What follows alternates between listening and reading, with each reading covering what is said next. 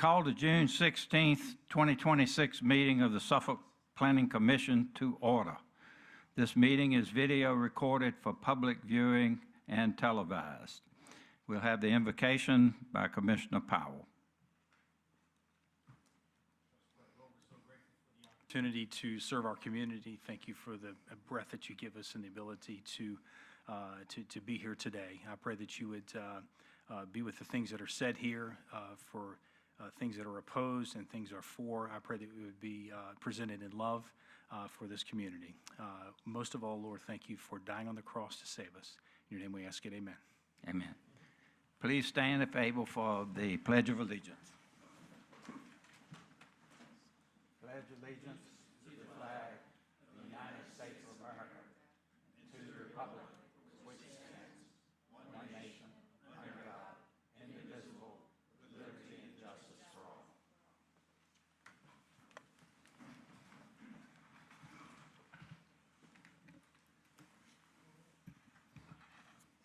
Mr. Wine, would you please call the roll? Yes, sir. Commissioner Bauer? Here. Commissioner Creekmore? Commissioner Edwards? Commissioner Goodman? Here. Commissioner Powell? Here. Commissioner Thornton Manuel? Here. Vice Chair Hicks? Here. And Chairman Staler? Here. Mr. Chairman, we have a quorum. Very good. Thank you. The minutes of the May 21st, 26 meeting were included in your packets. Are there any questions or corrections?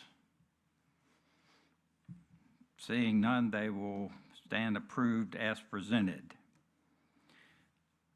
We have 4 public hearings today. Public hearings are for, hold on one second. Public hearings are for 30 minutes, 10 minutes for the proponents, 15 minutes for the opponents, and 5 minutes for the rebuttal by the proponents. Our first public hearing is conditional use permit request CUP 2026-00004, Myrtle Mitigation Bank. Mr. Wine, would you please read the caption? Yes, sir. Conditional use permit request CUP 2026-004, Myrtle Mitigation Bank, submitted by James Parker, applicant on behalf of Clearwater Mitigation 6 LLC, property owner, in accordance with sections 31306 and 31406 of the Unified Development Ordinance, to grant a conditional use permit to establish a wetlands mitigation bank on property located at 2101 Buckhorn Drive, zoning map 30, parcel 14. The affected area is further identified as being located in the Holy Neck voting borough, zoned A, agricultural zoning district. The 2045 comprehensive plan designates this area as outside of the growth area, rural agricultural land use type. When you act on this request, you'll be acting on a resolution to present a report and recommendation to City Council relating to conditional use permit CUP 2026-004. Staff Planner Isabella Reynolds will present staff's report. Thank you, and good afternoon, Chairman and Commissioners. Before you today is a conditional use permit request to establish a wetlands mitigation bank at subject property located at 2101 Buckhorn Drive. The subject property is located outside of the growth areas and is designated as a rural agricultural land use type in the 2045 comprehensive plan. The subject property is zoned agricultural and it is surrounded to the north, south, east, and west by agricultural zoning district. The proposed wetland mitigation bank will be approximately 212 acres. This CUP request is unique in nature as it crosses jurisdictional boundaries. The proposed mitigation bank will be located within the City of Suffolk and Isle of Wight County. On the screen are the subject properties of the proposed mitigation bank located within the City of Suffolk. As you can see, there are 2 different colors. The parcels outlined in blue are not identified by Suffolk's Assessor's Office and therefore do not have tax map numbers or account numbers within the City of Suffolk. However, since the parcels fall within the jurisdictional boundaries of the city, the parcels will be part of the CUP. The parcel outlined in purple is in Suffolk's Assessor's Office and therefore has a tax map number and account number. Since this CUP request is near the jurisdictional boundary of Isle of Wight, notice was sent to the county. Isle of Wight has reviewed the application and at this time has no concerns or comments. Wetland mitigation banks are permitted by right in the Rural Agricultural Conservation Zoning District in Isle of Wight County. For decades, the subject property has been operated as a silviculture farm for lollipop pines. Over the decades, the operation of Lollipop Pine Farm has resulted in the drainage of wetlands, loss of native habitat, and the introduction of non-point source pollution. On the screen is the CUP project area map provided by the applicant. As you can see on the screen, the CUP consists of two different projects. Outlined in blue are the limits of the wetland mitigation bank within Suffolk. Outlined in green, the triangular area, is the limits of the ecological restoration area. I will now be turning over the presentation to our environmental planner, Cassidy. Thank you. Thank you, Isabella, and good afternoon, Commissioners and Chairman. As you can see above, and as Isabella stated, the CUP request is for a wetlands mitigation bank that consists of the overall larger mitigation bank and the ecological restoration project. Both of these projects effectively operate the same, and is why they were determined to be covered under the same CUP. So both projects will restore degraded wetlands, be protected under a conservation easement, and are subject to similar permitting and oversight by the Virginia Department of Environmental Quality and the United States Army Corps of Engineers. The primary difference between these two projects is that a traditional mitigation bank generates wetland credits that can be purchased to whoever needs them, which is the larger overall project. And then the Ecological Restoration Project is also referred to as a Permittee Responsible Mitigation, or PRM, will provide mitigation credits to a specific customer or a project. Outside of the land disturbance, during the final logging of the site, land disturbance will be limited to along the access roads, or access along the existing logging roads, and temporary staging areas and targeted ditch work. Existing ditches will be plugged and graded to promote water retention and mimic more natural wetland areas. During the final logging of the site, some trees, limbs, and logs will remain to create native habitats, such as snags, tree stump hollows, and woody debris piles. And above are the specification diagrams for these habitats. Following all grading and logging operations, the site will be replanted with a diverse selection of native plants consisting of both woody and herbaceous vegetation. In conclusion, staff believes that this conditional use permit request satisfies the criteria set forth in sections 31-306 and 31-406 of the Unified Development Ordinance. The proposed use is aligned with the land use designation in the comp plan and is not anticipated to have adverse impacts to the surrounding community. Therefore, staff recommends approval of conditional use permit CUP 2026-004.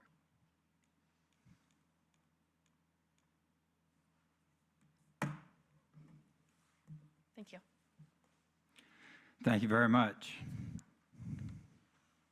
We will now open the public hearing. Who would like to come forward and speak in favor of this conditional use permit? Anyone here to speak in favor?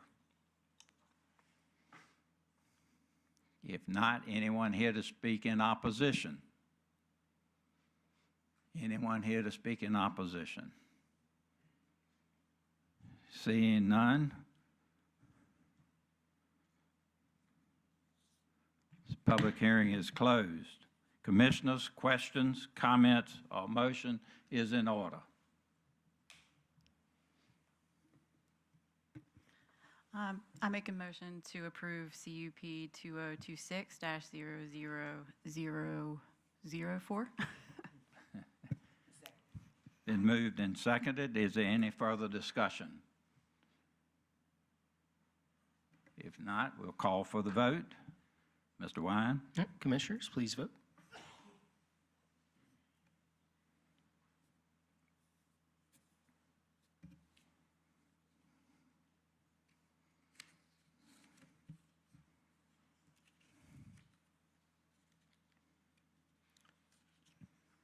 Mr. Chairman, the motion passes by a vote of 7-0. This conditional use permit was approved and will go before City Council on July the 15th, 2026 with our recommendation for approval. Moving on. The next item on our agenda is conditional use permit request 2026-00007 Ocean Storage. Mr. Wine, will you please read the caption? Yes, sir. Conditional use permit request, CUP 2026-007, Ocean Storage, submitted by G. Thomas Minton III, applicant on behalf of Bennett's Creek Partners LLC, property owner, in accordance with sections 31306, 31406, and 31709 of the Unified Development Ordinance to grant a conditional use permit to establish a mini warehouse use on property located along Shoulders Hill Road, zoning map 12, parcel 55, star 1D, star 2, star A. The affected area is further identified as being located in the Sleepy Hole voting borough, zoned B2, General Commercial Zoning District, and SCOD, Special Corridor Overlay District. The 2045 Comprehensive Plan designates this area as part of the Northern Growth Area Commercial Corridor Land Use Type. When you act on this request, you'll be acting on a resolution to present a report and recommendation to City Council relating to conditional use permit CUP 2026-007. Once again, Staff Planner Isabella Reynolds will walk you through staff's report. Thank you, and again, good afternoon, Chairman and Commissioners.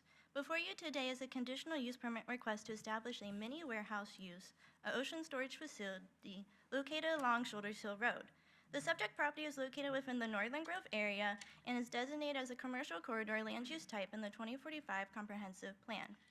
The subject property is approximately 4 acres in size and in Zone B2 General Commercial Zoning District. The subject property is currently a construction laydown yard. The properties to the north of the subject property is Zone RU Residential Urban and B2 General Commercial Zoning District. The properties to the south are undeveloped land, Zone B2 General Commercial. The properties to the east are Zone TND Traditional Neighborhood Land Development. The properties to the west are Zone RU Residential Urban. On the screen is the conceptual plan for the proposed ocean storage. The applicant proposes a 105,000 square foot indoor storage facility.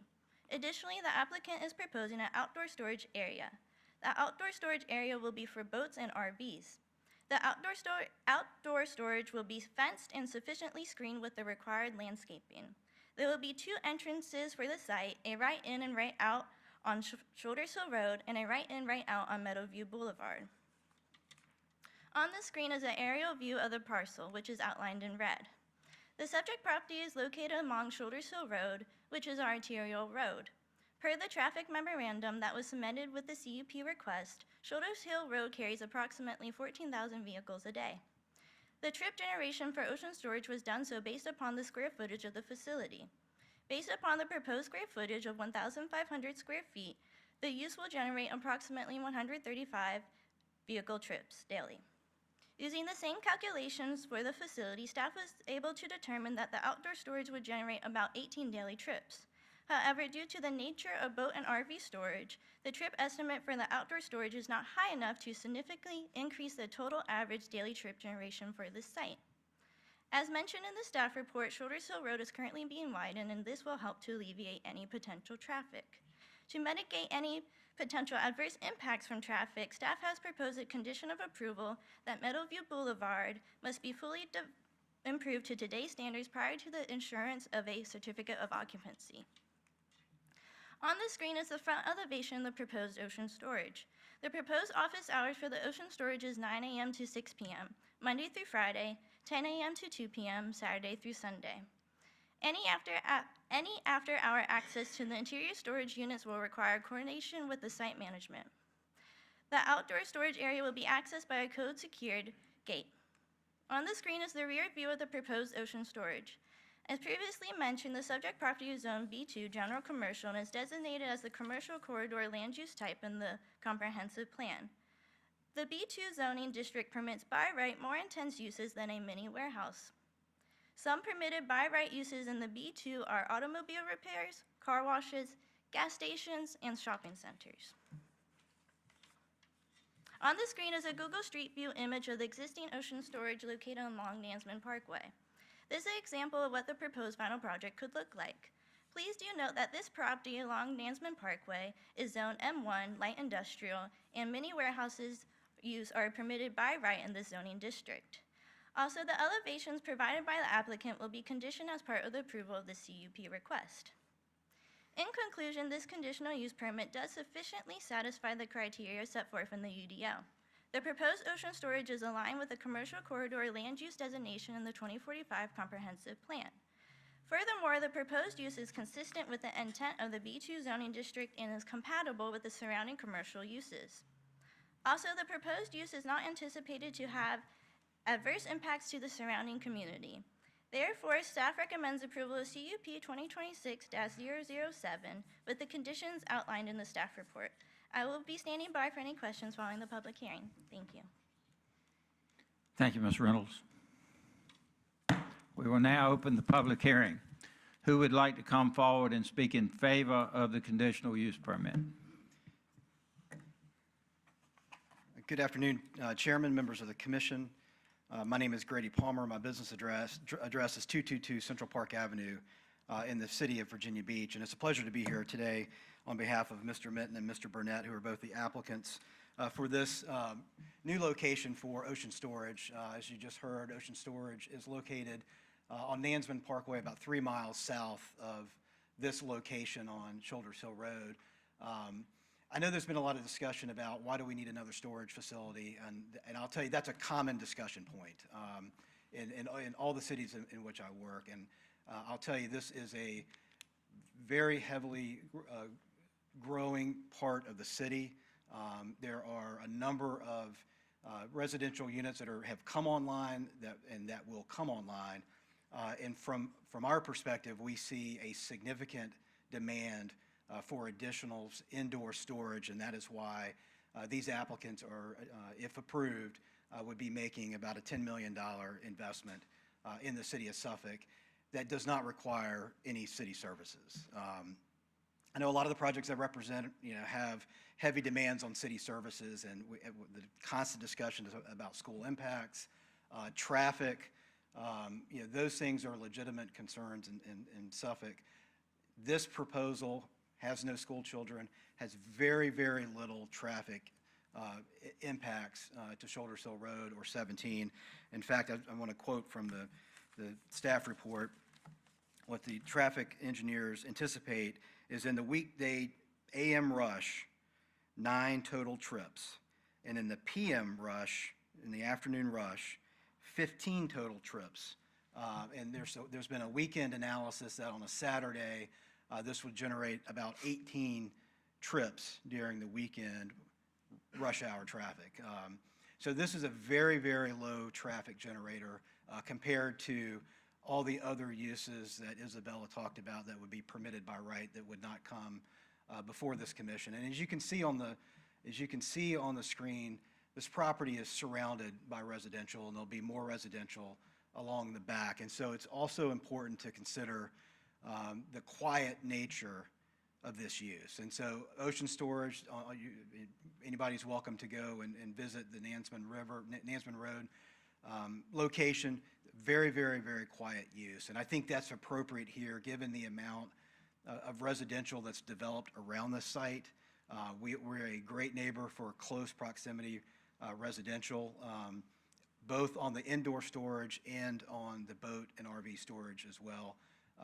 Those are important from the city perspective as well, because the city is always, and all cities are constantly issuing notice of violation for boats and RVs and neighborhoods and subdivisions that are improperly parked. And so this will give people in the Shoulders Hill Road 17 corridor places to legally park their boats and RVs and have them very accessible to their homes. And so if you were to live in any of the surrounding properties, accessing your goods, your personal property in the storage facility, but also your boat and RV, very, very accessible while being a very good neighbor to surrounding homes. One of the things I'm glad to hear Isabella say that I was a little concerned about, and I'll defer to staff, but we did submit elevations, and you can see that on the screen right here. So we just want to make sure that if the commission were to approve the conditional use permit, that the elevations are included in the approval as a condition, because we are intending to build this facility, and we want this facility to look this well. And so, but I also want to make sure from the city's perspective that you get what or if it were to be approved, that this is what would be constructed, is what we're telling you. And so I would ask that you clarify and ensure that if there is a motion to approve, that it includes these building elevations, because this is, I think, a very good-looking building and blends well into the built environment around it. With that, I'll ask Mr. Minton to come up and give brief remarks about the business and his reasons for wanting to locate here. Thank you. Yes, sir. If you'll give us your name and address, please, sir. Well, Thomas Minton, 7331 Barberry Lane, Norfolk, Virginia. Thank you all very much for having me. I want to also thank the planning staff at the planning department. Isabel and her team have been wonderful working with me and very patient. So you all have a great office here of folks. But a little bit about Ocean Storage. We have 13 actively open right now between Hampton Roads and Richmond. We've built a few others over the years, but we've sold a few. My partner Michael and I have been doing this for 25 years. We're both live in Norfolk. My grandparents lived over here on Bennett's Pasture Road, so I'm very familiar with this part of town. Our location on Nansman Parkway that she showed you earlier is stabilized and doing excellent. We have another one on Town Point Road in Portsmouth that is stabilized and also is doing very well for us. So we see the demand here. We strive to build nothing but the best. We want to be the best in class, so we build them to look like this. It's 100% indoor climate storage. We have a manager on site. We use AI-generated camera systems. We'll have about 65 cameras in and around this property, so we don't worry about crime. The AI generation has really changed that aspect for us. We didn't have much to begin with, but those camera systems are phenomenal. Our clients will use this for all sorts of things, residential uses. We have a lot of businesses, startup businesses that use these facilities. About a third of our business is business related. The use is quiet. We don't have any dumpsters on site. In terms of the neighborhood and surrounding areas, we're about as quiet and less traffic generating as any other use out there.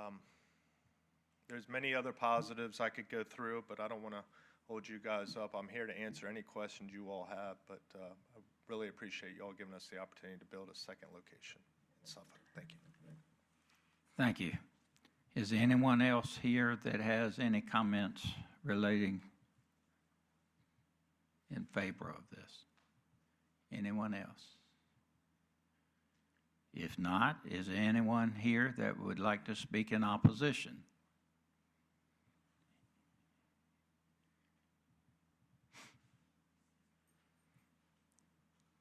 Ma'am, would you please give us your name and address?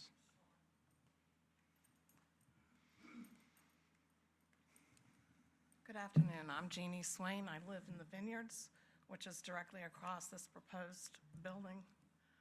I wasn't planning on speaking today, but after listening to the presentation, I felt like I needed to present my point of view. And most of what my neighbors, we went to a listening meeting about a week ago that Councilwoman Ebony Wright presented. And a lot of people can't make it during the day because 2 o'clock, it's a hard time, but I can speak. First of all, we're a small neighborhood of 118 units. We abut to a residential neighborhood with homes, traditional homes. There are a lot of children in that neighborhood, but in our neighborhood, it's mostly my age. It's a little senior. We're already experiencing so much traffic on Shoulders Hill Road. The number of vehicles coming in doesn't sound like a lot, but when you add on to what we're already dealing with, I just can't see it being an improvement to our neighborhood. I feel that having that big unit across from our directly across from our neighborhood, especially the ones on the front, is going to severely impact our value. You know, most of us are elderly, and that's our biggest investment is our homes. And I believe to be putting that right across the street 3 stories with lights on 24/7 is going to impact that, especially that front row of our homes. They have another unit. Ocean Facility has another unit in about 3.2 miles from where they're proposing this new one. I understand their business concept and their business model. I understand the need or the want to expand, but they're looking to get the majority of business at our expense. I don't see any value added. We have a school, Creekside Elementary is right down the street on the same side of the road. Those buses come in and out. You're going to have a big increase of moving vehicles, more storage. You know, moving facilities are going to be moving kids back and forth to school, and you're going to have these units busy, busy, busy during the day. I just don't see any value added. I hope you consider those comments. Thanks. Thank you, ma'am. Anyone else here who would like to speak in opposition? Anyone else to speak in opposition? Seeing none, you have 5 minutes for rebuttal. Yeah, just briefly. Yeah, and the point of talking about traffic generation is always compared to what can be done by right, and that's how we always look at it. We have those discussions all the time. If it's not this, it's something else that will be by right. Won't come to the Planning Commission, won't come to the City Council, it'll just be an administrative staff review. And so that's why we talk about that, so we can understand that what we're proposing compared to what else can happen without any public input. And so, again, very, very low traffic generator. I mean, I know with the expansion of Shoulders Hill Road, there will be a significant buffer between that community and this property.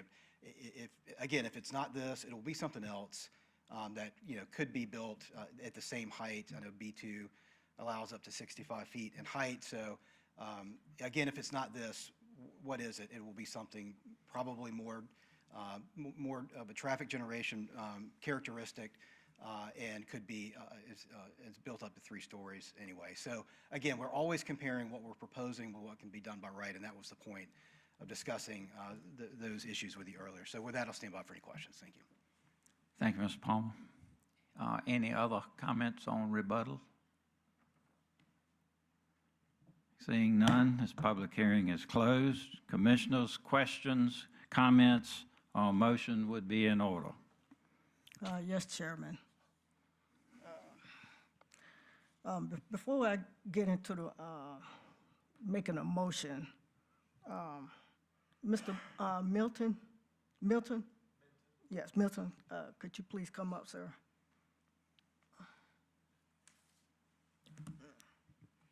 How you doing today? Good. How are you, Selena? All right, all right. It was nice meeting you out on site. I just wanted talk about a couple things that we talked about. What is the vacancy rate of these storage units that you currently own? The vacancy rate? We hover, we call it stabilized around 85%. Both of the stores that I mentioned are at stabilization. It fluctuates. Every day we have people moving in, moving out, but we're both of those sites, the one in Portsmouth that's about a little over 4 miles away, and the one to the south are both stabilized. In our opinion, we like to look at 1, 2, and 3 mile rings. There's really nothing like this particular facility, anything close to it within a 2 mile ring, with a lot of density from Harborview all the way down Shoulders Hill and down Route 17. So there's no doubt in our mind that this facility will do extremely well based on just the 1 and 2 mile demographics that we've studied. I know you've seen the staff report. Have you taken a chance to read through all the Yes, public ma'am. comments that were submitted? Of course. It was a lot, right? Yes. It was a lot, and majority of them was opposing this storage unit for various reasons. It wasn't just the traffic. It was, the neighborhood had a concern with this type of B2, a storage unit, outside of their window. You know, I mean, there's a lot going on in North Suffolk. You know, that's the growth area. And I could tell you, the people that live there that we don't talk a lot about is our green space. You know, I mean, I understand that you said you wanted to add trees, but the trees aren't 60 feet. And I Well, don't the think they whole- ever get to 60 feet, The right? whole row of pine trees that we looked at the other day will stay between the houses to the west. The proffers that the city, they're requiring me to put the top-level screening of trees all along Shoulders Hill Road and Meadowview. And one thing that we have done, it doesn't show up on your plan, but I think the setback on Meadowview is 20 feet. We've already agreed, and I told my engineer, push the fence another 40 feet. And we're going to create on that corner of Meadowview Boulevard, our sign will be there, a monument sign, but everything else will be professionally landscaped up to 60 feet off of Meadowview, and then the fence with the brick columns that'll kind of encapsulate our parking area. So in terms of green space, I'm doing more than required. I haven't asked for any variances. I haven't asked for any height changes, any size changes to the building footprint.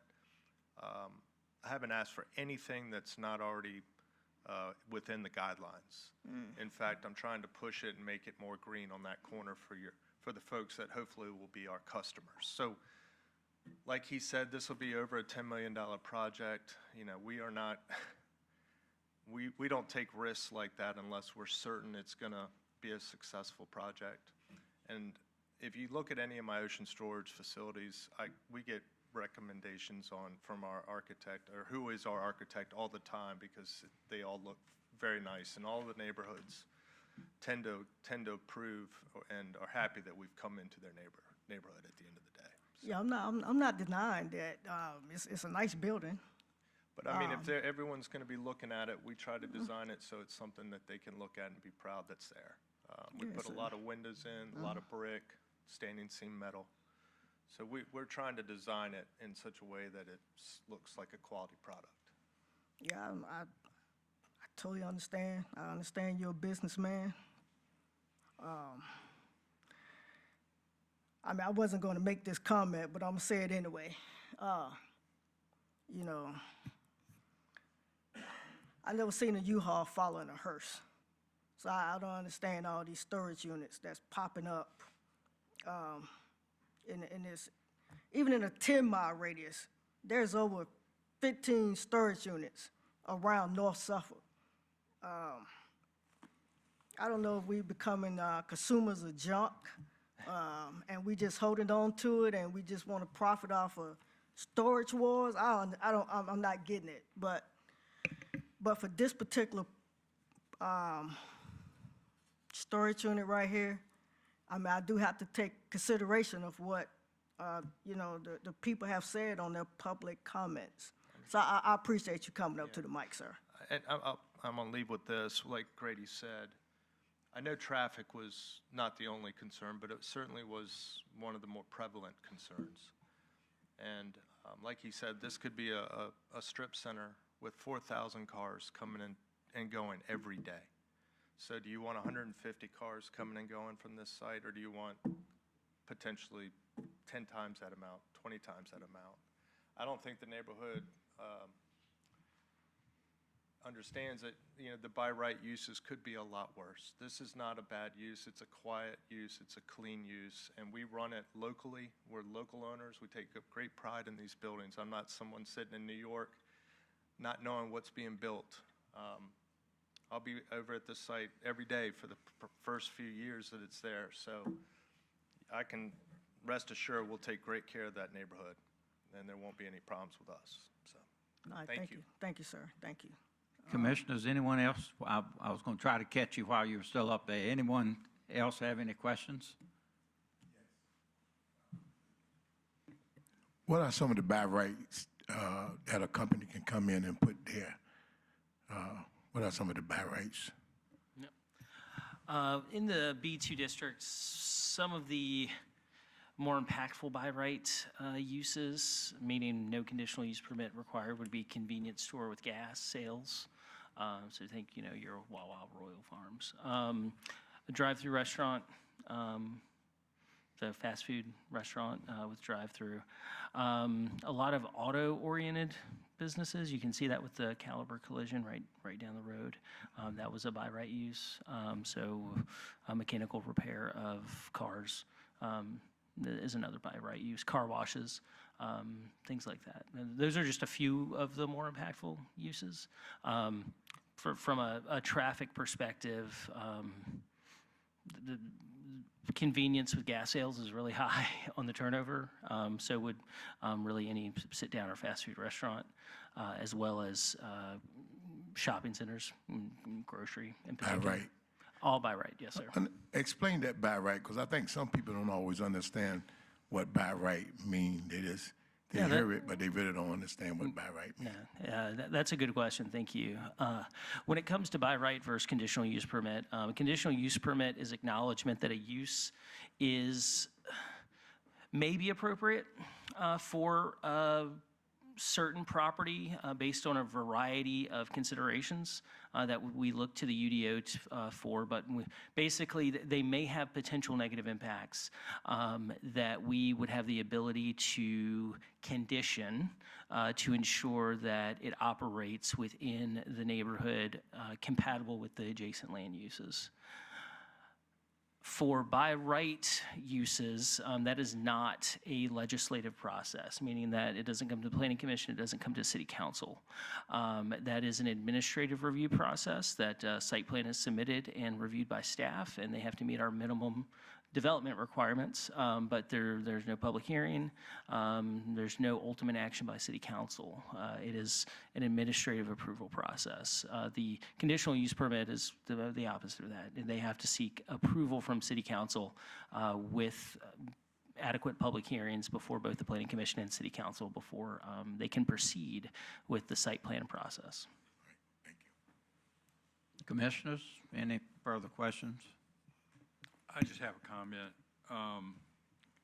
Not for you, you have a seat. All right, thank I want everybody to know that I had gotten a call, I live out that way also, gotten a call last 2 weeks ago from one of the owners in that area and very upset about this. And as a result of that, the city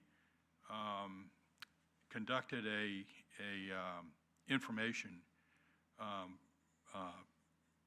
program, I guess you would say, for the residents in that area last Friday, a week ago. As a result, and what happened during that particular meeting, it was a process, it was explained by the city what the process is in terms of changing zoning requirements, things that citizens can be involved with in terms of doing issues like this, and I'll take this as an example about what can be done by reviewing the information that the city provides to all citizens in Suffolk in preparation for a presentation before the for not only this commission but also to the city council. And so the purpose of this, and it was conducted by, who was it? Ebony Wright, who is a council person in that area. And also attending was Kevin Hughes, who is the city manager of Suffolk. So it was very, at our level, it was a very high level, to me, presentation. Two of us, Selena and myself, attended, didn't have anything to say. We can't participate in things like that.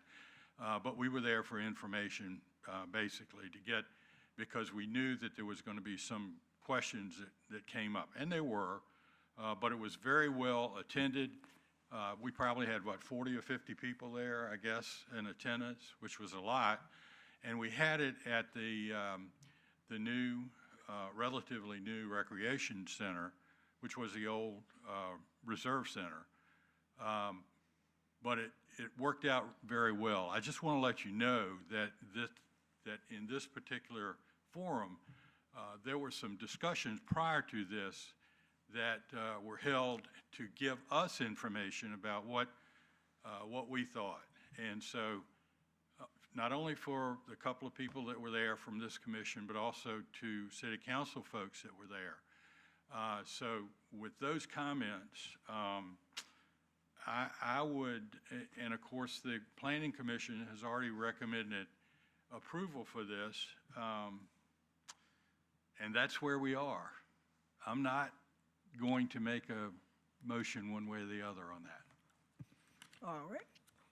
You got a comment? Mr. Mitten, I'm sorry, I was slow on the gun. I have to agree with Commissioner Thornton that I think there's something going on with people. It seems like the more storage units you open up, the more get filled up. So I don't know what we have. We have something going on with us as it relates to holding on to junk.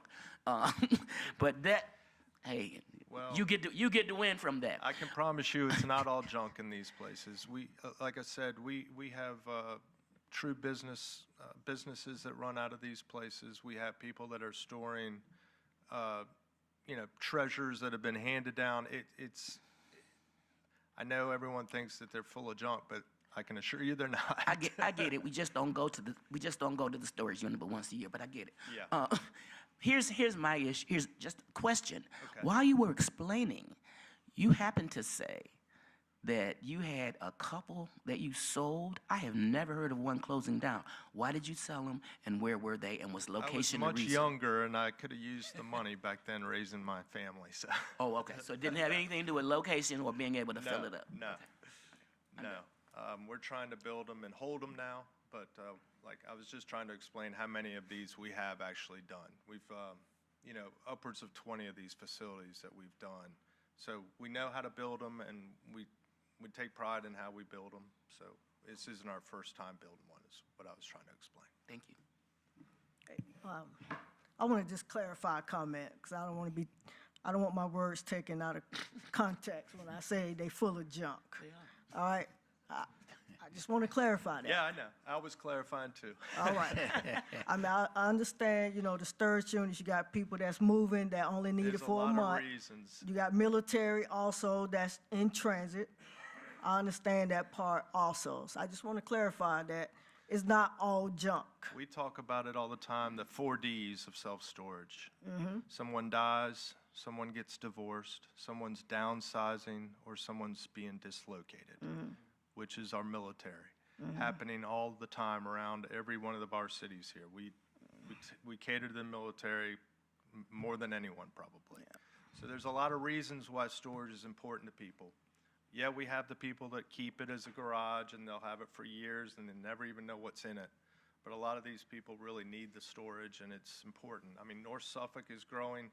We all read about it in the paper. It's the fastest growing part of the state almost. So I know you're seeing some of this stuff popping up, but there's a reason. There's all these houses coming in, so somebody's got to build these. If it's not me, it's going to be somebody else. Yeah. But I am local, and I'm trying to stay local. We don't really grow anywhere else except between here and Richmond. So we're your local team, if you will. Thank you, sir. I appreciate that. Thank you, Selena. All right.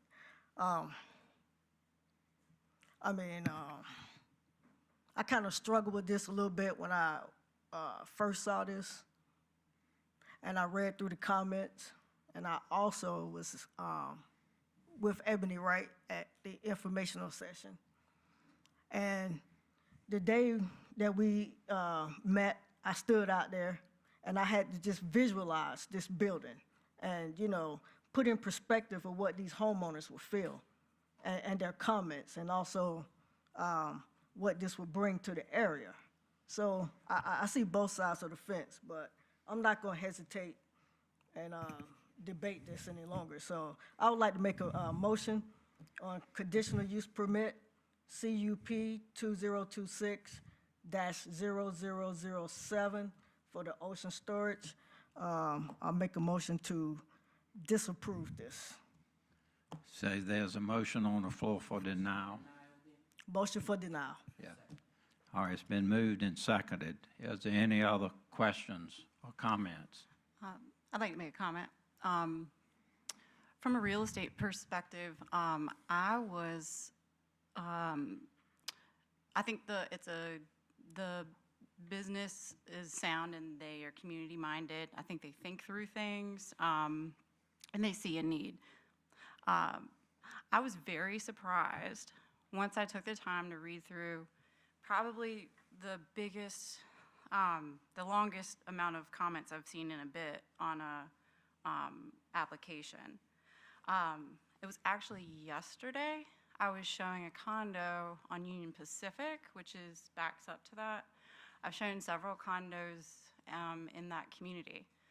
And when I first spoke with the applicant, and I was like, I know this is going to be, everyone in that community is going to be so excited. This is going to be their garage, because a lot of those units over in Bennett's Creek Quarter and the Array, and a lot of them don't have garages. And even those that do, they're really small.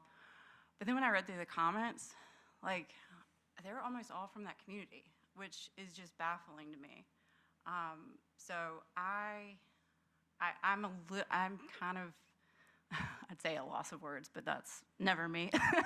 But that was very astounding. The folks that I thought would be the most for this, and I get it, it's in their front yard, but I thought that had the highest need for it are in opposition of it. So that gives me a little bit of pause with the number of these facilities in this area. Just wanted to share that observation. Commissioners, we have a motion on the floor and a second for denial. Any other comments? I would just like to remind all of us that when we see comments, we're only going to see the comments that are going to be not wanting something. So we also have to weigh all of that, and you guys need to understand that too. We understand that we see negative comments, but we also hear positive comments.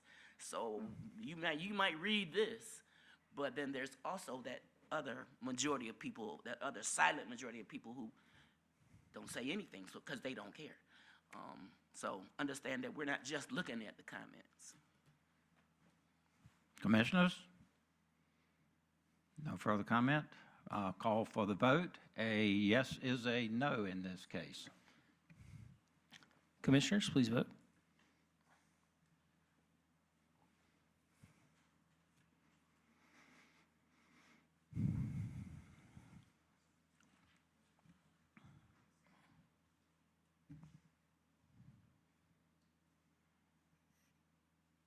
Mr. Chairman, the motion passes by a vote of 5-2.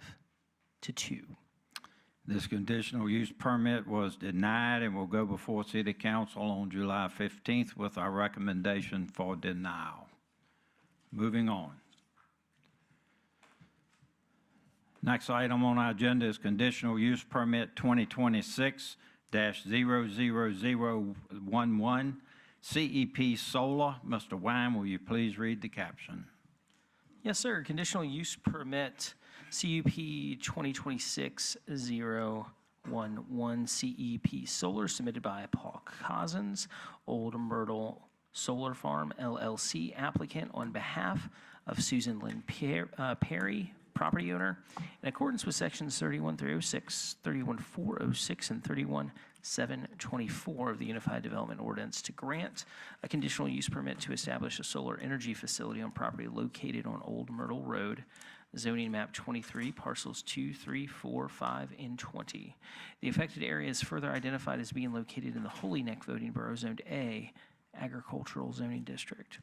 The 2045 comprehensive plan designates this area outside of the growth area, rural, agricultural land use type. When you act on this request, you'll be acting on a resolution to present a report and recommendation to City Council relating to conditional use permit CUP 2026-011. Staff Planner Caitlin Oppett will present staff's report. Hi, good afternoon, everybody. So this is a conditional use permit request for a utility-scale solar facility. So shown on my map, denoted by the yellow star, the particular project is slightly south of Prudhoe Boulevard along Old Myrtle Road, adjacent to the CEX railroad line. Zoomed in a little there just so you can see the property a bit better. I want to note this is a compilation of 5 parcels, which I outlined in orange. The properties are designated as rural agriculture in the comp plan and are located outside of the growth area. You'll note that this project is fairly close to Isle of Wight County, so in accordance with state code, we did provide notice to Isle of Wight County administration. They reviewed the request and they didn't have any comments for us. That's an aerial view of the property. Again, I've highlighted it in blue so you can see it. The property itself is fairly large. It's about 343 acres combined. I'll discuss this in a couple of slides, but the solar facility is not going to make up the majority of that acreage. The property in the city of Suffolk, as is everything around it, is zoned agricultural. I did want to make note of the zoning in the Isle of Wight since it is close. What's shown in the red, that's Rural Agricultural Conservation Zoning District, and then their light and general industrial is shown in that gray color. For what's around this site, just to give you all some context, again, we have detached single-family homes, cropland, some undeveloped wooded land. Again, to the west, running pretty much right along the property line, is the railroad. Highlighted in orange, too, there's a small industrial park that's in Isle of Wight, that's right up Old Mill Road, with a couple of smaller distribution facilities as well. So at a high level, for this particular proposal, this is a little bit of a larger solar facility. It's going to have at full build-out of 15.68 megawatt capacity. In addition to the panel array itself, the proposal for the other equipment is going to be 5 central concrete pads that are going to have the inverters and transformers. I noted earlier, again, a lot of acreage in terms of total property size. However, the array itself within the fenced area, including the inverter equipment, is only going to take about 63.9 acres. I want to also, this is just important to note, some of you might be aware that the state recently passed legislation that goes into effect July 1st as it concerns solar facilities and how localities can regulate solar facilities. I want to note, though, that those regulations only apply to projects that are submitted on or after July 1st of this year. Given that this project was submitted to us before that date, the standards that are currently in the Unified Development Ordinance and are currently in state code are the ones that are applicable. This is the applicant's sketch plan of the facility. So what you see in this, the red star, the entrance is going to be on Old Myrtle, and it's going to follow the dirt road that travels up through the site to the panels. They're arranged in kind of a unique fashion, and primarily the reason for that is the site itself has a lot of critical area in terms of tidal and non-tidal wetland that really constrains it from development. So where the panels are shown are really in those areas with the solar developer wanting to avoid impacts to those wetland areas, and that's also why the road is sort of situated in the way it is. You'll see, and I'm going to zoom in a little more so you can get a better view of that. On the southern side of the property, you'll see kind of a green sort of kind of a bubble-looking line type, as well as on the east and north. The property is wooded, and so what they're going to be doing is preserving that mature existing vegetation to fulfill that required buffer. The site itself, again, it's larger. It's set substantially back from the right-of-way. With the inverters themselves, again, this is over 5 megawatts and has to observe that 1,000-foot setback from property lines, and it's sited in such a way to do that. To the west along the railroad, again, I have some slides showing what they're going to be planting. That's not vegetated particularly heavily with pre-existing vegetation, probably because it's adjacent to the railroad right-of-way, so they're going to be planting in accordance with our regulations in the UDO to supplement that buffer.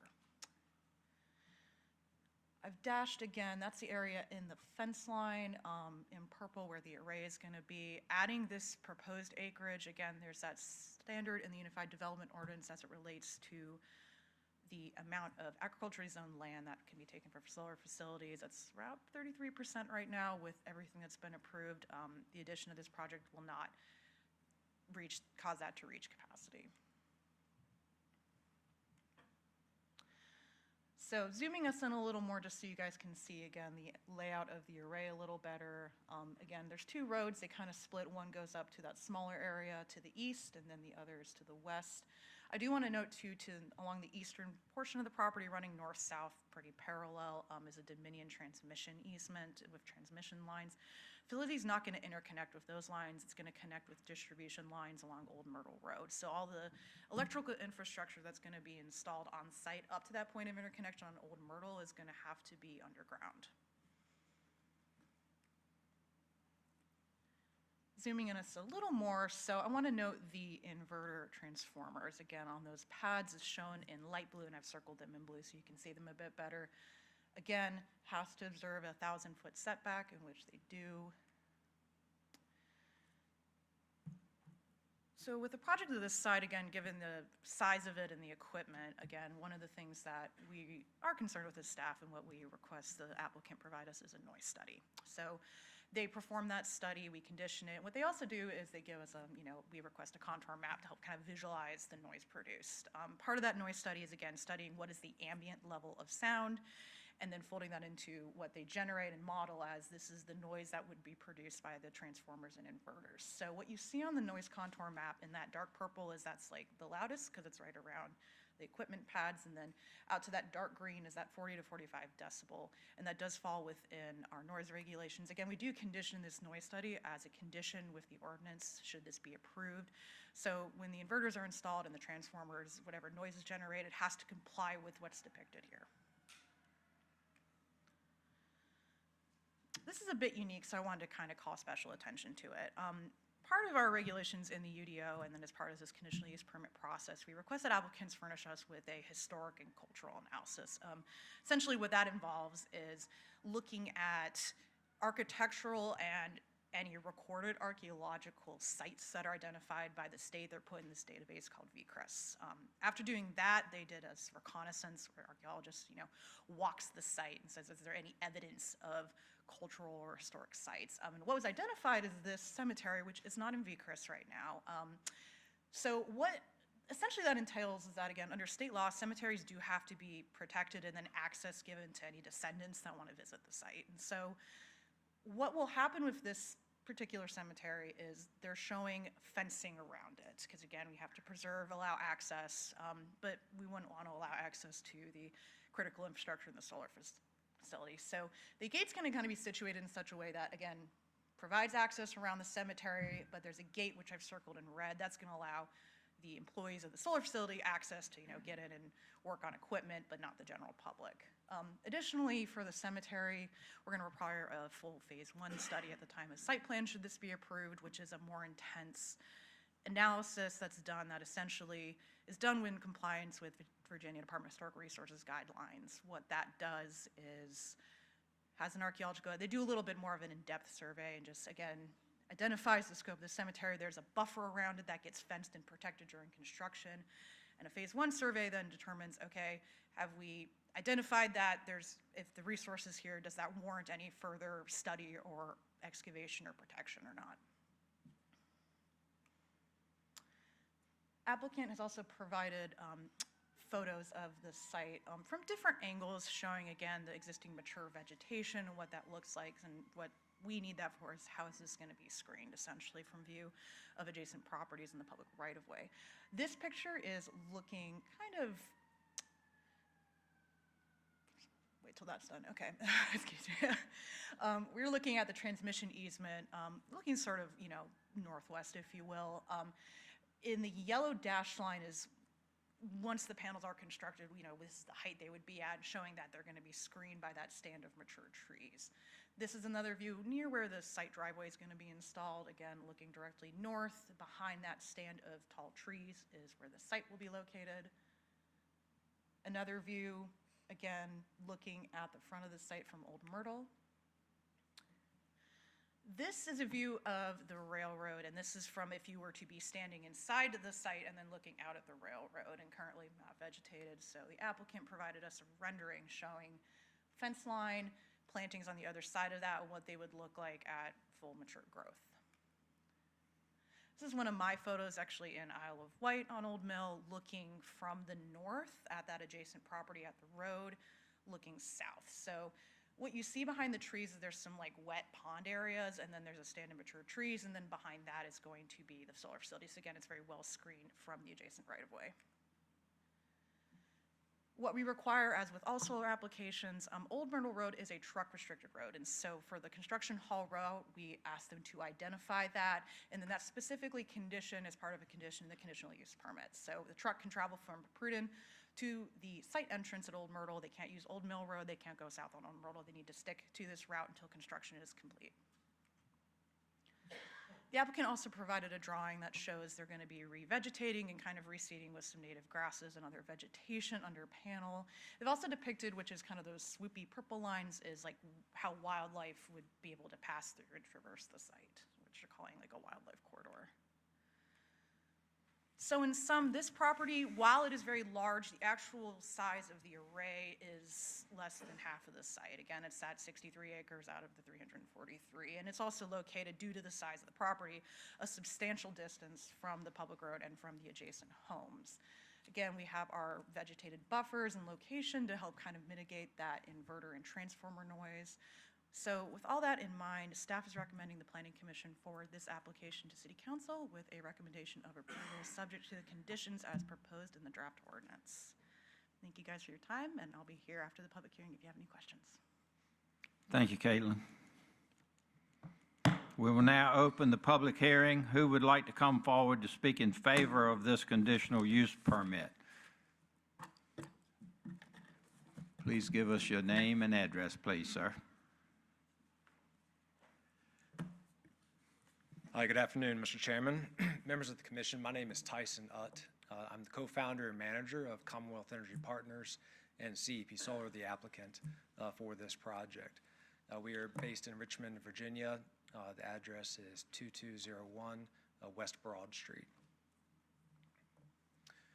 CEP Solar is a Virginia-based clean energy company, and our purpose is to partner with landowners, with the community, and with customers to deliver these solar projects that can generate both the environmental and the economic benefits over the life of the project.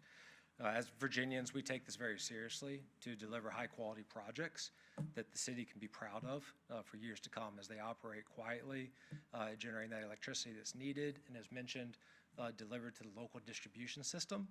I think it's an important characteristic of this project is not tapping into the large existing transmission lines that cut across this property for transmission elsewhere outside of the community. This is a smaller local project generating power here in the community. We have Paul Cousins, our senior project manager, who's been working on this project for quite some time and very closely with the city staff, who's going to come up and introduce more details about the project itself. But if I may just mention, we have a few members from our team available to answer questions that may come up. Jenna Wood, who's also a project manager on this project, Jackson Eliasek, who's been leading our community engagement efforts, Rick Thomas from the Timmons Group from an engineering perspective, and we're all happy to come and answer questions if we can be of any help. So thank you for your time, and I'd like to hand it over to Paul, if I may. Thank you. Please give us your name and address, please, sir. Sure. Good afternoon, Mr. Chairman and members of the Planning Commission. My name is Paul Cousins. I am a Senior Project Development Manager with CEP Solar, also located at 2201 West Broad Street in Richmond, Virginia. I would first like to thank Caitlin and the planning staff for their professional and thorough review, presentation, and recommendation of approval for our project. As Tyson mentioned, CEP is a Virginia-based company, and we take great pride in being good neighbors and community partners. We site and design our projects to high standards, engage early and often with neighboring property owners and stakeholders, and invest in the communities we plan to become a part of. Old Myrtle Solar is a proposed distribution-scale solar facility that will provide up to 15.68 megawatts of clean energy to the local distribution grid for use by Suffolk homes and businesses. The project will also deliver significant revenue to the City of Suffolk through revenue sharing. It will utilize less than 20% of the total acreage of the subject parcels. The remaining 279 acres will continue to be used for agricultural and timber production. Pete Perry decided to lease his land for the project several years ago as a way to generate additional income for his family while continuing to operate Perry Minnow Farm alongside their farming and timber operations. Pete passed away in February of 2025, and his daughter Susan is now carrying forward what her father started. Old Myrtle Solar will allow Susan to continue operating Perry Minnow Farm for years to come, as well as keeping the land in their family for future generations. The project site is designed to meet and significantly exceed the setback requirements in the city's solar ordinance. The facility will be set back over 1,800 feet from Old Myrtle Road and will be fully surrounded by a mature existing vegetative buffer. The design also meets and exceeds the 1,000-foot inverter setback and noise study requirements established in the city's solar ordinance. Inverters, the facility's only sound-emitting equipment, will be located at the center of the project, as Caitlin mentioned, at least 1,700 feet from any nearby residence. The surrounding mature forested buffer, which is hundreds of feet wide, will provide an additional sound barrier. A sound study conducted by Ascentech determined that the operational noise from the project will be 10 to 15 decibels below the city's residential noise standards from the property lines. The project will not be seen or heard from any nearby home, residence, or business. As Tyson mentioned, because Old Myrtle is a distribution-scale solar facility, no substation is required as part of the development, and no battery storage is proposed as well. The site has existing access to interconnect with Dominion's three-phase distribution system, so no additional easements are required for the site. Meaningful community engagement has been central to our development process. The CEP team has reached out to every neighboring property owner to introduce ourselves and discuss the proposed project. Every neighbor received a project information by mail and was invited to a community meeting that was held at the College and Career Academy at Pruden on February 24th of this year. Site plans and application materials were presented, and subject matter experts were on hand to answer questions. Afterwards, we sent follow-up letters and did additional outreach to project neighbors that were unable to attend the meeting. Our engagement also extended into the broader Suffolk community. We had the privilege of presenting to the Downtown Suffolk Rotary Club in March and have attended several community events, including the First Citizen of Suffolk event and the Suffolk Foundation Fall Forum, to network and discuss our project with business members of the community. CEP is also invested in the Suffolk community through our community benefits program, which focuses on STEM education, food security, sustainability, and environmental stewardship. We began by connecting with Lorelei Morrow at the Suffolk Foundation, who helped us identify several aligned organizations. Our first partner was the Hero Kids Foundation. Located on Copeland Road, not too far from the project site, they support children and families of military personnel and first responders through nature-based and animal-assisted therapies. We have volunteered for many hours on site and are excited to provide a solar-powered charging station for their all-terrain wheelchairs for their Trail of Heroes, which is an accessible nature trail designed for individuals of all abilities. We've also partnered with 4Kids of Suffolk. We volunteer to organize donations, clean program vans, and stock their community resource patio.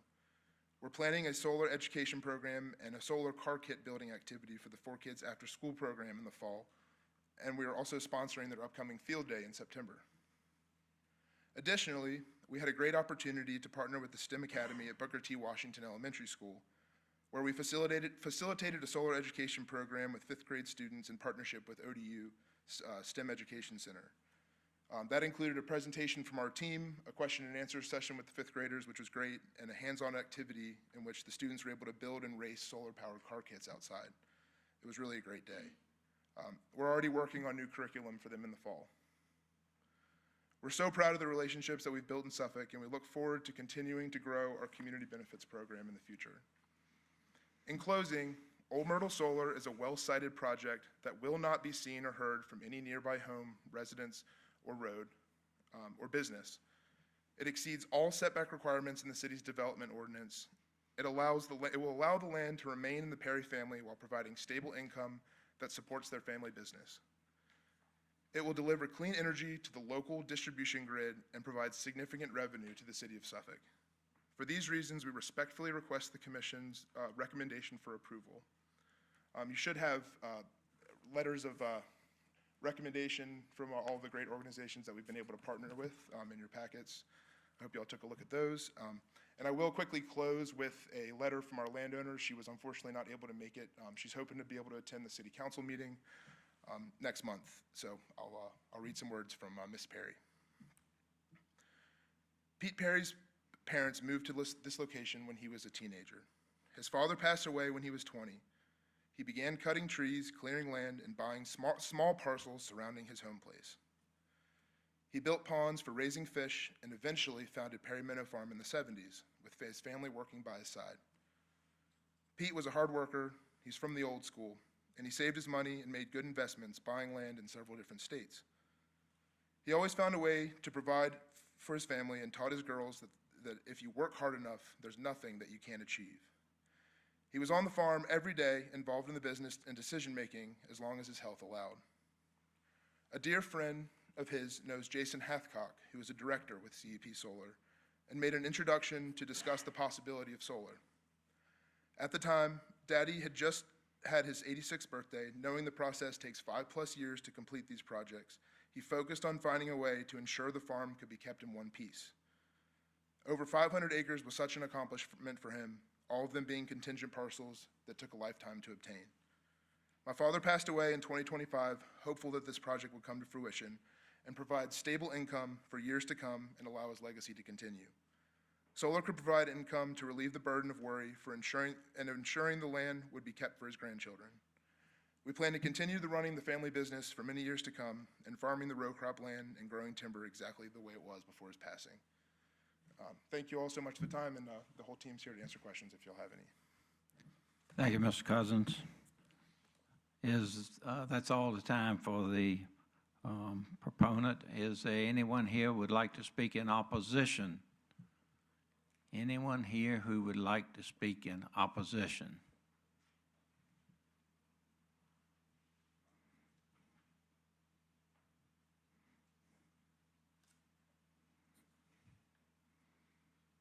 Please give us your name and address, please, sir. Thank you. I'm Tony Bauer. I live at 4264 White Drive in Suffolk. Thank you, Mr. Chairman and committee members. For 20 years, I've been driving Old Myrtle Road since I bought my property, and I enjoy getting off of the main traffic and getting onto Old Myrtle Road. But in 20 years, that narrow road hasn't had any city attention. If it has had, it sure has gone over my head and my neighbors at that. The reason I bring that up, this project looks like it's probably going to have at least, I don't know, 200 to 400 heavy trucks, industrial bulldozers, everything moving on and off of Old Myrtle Road, which is, I don't know how many of you folks have driven that road, but it's a narrow road and it is in disrepair. And I don't know what the company from Richmond intends to do to make up any damage that might occur to Old Myrtle Road. I'm here for a different item, but I just wanted to bring that to the board's attention. Thank you. Thank you, sir. Anyone else here to speak in opposition? Yes, sir. Please give us your name and address. My name's Jimmy Smith. I live at 6838 Old Myrtle Road, Suffolk. And I'm here to speak on behalf of another issue that's coming up before you, but I have talked to members and families adjacent to this property that a lot were unaware of what was going on, especially in the neighboring roads and area. And every family that I spoke to in the last week has opposed. You will see some of their names and addresses on the information I'll provide. And I'm sorry, I should have provided you information earlier on the upcoming event, but I'll put that in the basket so y'all can look at it. But I just wanted to make you aware, it's a lot of people in that area didn't understand what was going on and are highly upset. Thank you. Thank you, Mr. Smith. Anyone else here to speak in opposition? Yes, sir. Please give us your name and address. Kim Rogers, 5824 Old Myrtle Road. Excuse me, say that again. Kim Rogers, 5824 Old Myrtle Road, as well as the adjoining lot that sits beside the bordering property. My concerns are, as was just said, the traffic on the road was number one. The noise is number two. I did a little research on the solar farm down on White Marsh Road, and it was a lot of noise coming from that. I think they did a study, they did a detailed study, and I guess the decibels were supposed to come in lower, and it appears that they didn't, and they're still trying to work on a solution for that. I've been in this house for 22 years, and it was something that my father gifted me and his father gifted him. And at that point and in this stage of my life, I really don't want noise out there that will be impactful to not only me, but all the other neighbors that border that side of that railroad track as well. It's probably 3 or 4 other houses over there as well. So they're my concerns. I hope you all will take that into consideration when you make your vote. Thank you. Have a good one. Thank you, sir. I still have some time left. Anyone else to speak in opposition? Yes, ma'am. Please give us your name and address. Sure. My name is Erin Clemo. I live at 113 Pitch Kettle Point Drive. And my concern really is with staff. Just sitting there and thinking about what's been going on with our area as of late. We had a 40-acre burned brush fire not too far away. I live off of Pitch Kettle, so I know about the engine there that is always constantly on 58. So what I'm assuming is we would be using all the engines on Kings Fork Road in case there is a fire at a solar facility. But I just wanted to give you guys this. Responding units for just a 40-acre brush fire would be B1, CR10, E1, E2, BR1, BR7, BR8, E1, E4, 401, 40R2, R1, T1, T7, M8, SF1, and T8. If you ask me, these are the kind of questions that have to be asked before we approve anything like this. Because like the gentleman said, we're not just getting one solar farm, we're getting 2, pretty close to one another. So how is that going to be handled with the city? That's my question. Thank you. Thank you, ma'am. Still have some time left. Any other opposition? Anyone like to speak in opposition? Seeing none, the proponents have 5 minutes for rebuttal. Thank you all again for your time. I'll touch on a couple of the comments that were made. First, the comment regarding additional traffic and potential road damage. What I will say is this project is there's very little tree clearing that needs to happen, and the project is very flat. So in terms of bulldozers or grading equipment, there is very little that will need to be used for this project. It's one of the big advantages of this location. Most of the traffic will be personal vehicles for solar installers. The actual civil work for this project will be very infrequent. And deliveries, this is a larger project than some others that have been proposed, but it's still relatively small in terms of solar projects in the state. But the deliveries for these panels are just, it's not going to be that many trucks coming in and out. And again, once the project is operating, we're forecasting about a 9-month construction period total. Once the project is operating, there's really not going to be any other additional traffic coming from this facility. Just regular monthly maintenance, 1 or 2 cars to check on the project. I know there's another project also on the agenda for this afternoon. What I will say is, we did a lot of outreach with the direct project neighbors. We really didn't have any concerns at that community meeting. All the neighbors that we've spoken with didn't really have any concerns about the project. If there are additional concerns, we are completely happy to meet with and discuss those. And I think it would be a good idea if we hold another community meeting between now and the city council meeting if there are additional concerns from those down the road that have come this afternoon. to address those concerns and talk a little bit more about our project. We have no problem doing that.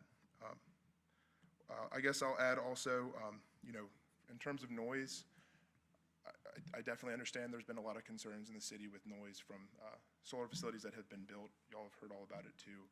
I've been by the facility on White Marsh Road. What I can say is our project is completely different in its design. The inverters are over 1,000 feet away from the nearest residence. There's a very dense vegetative buffer completely surrounding the project, hundreds of feet of mature vegetative buffer that will help with any sort of noise.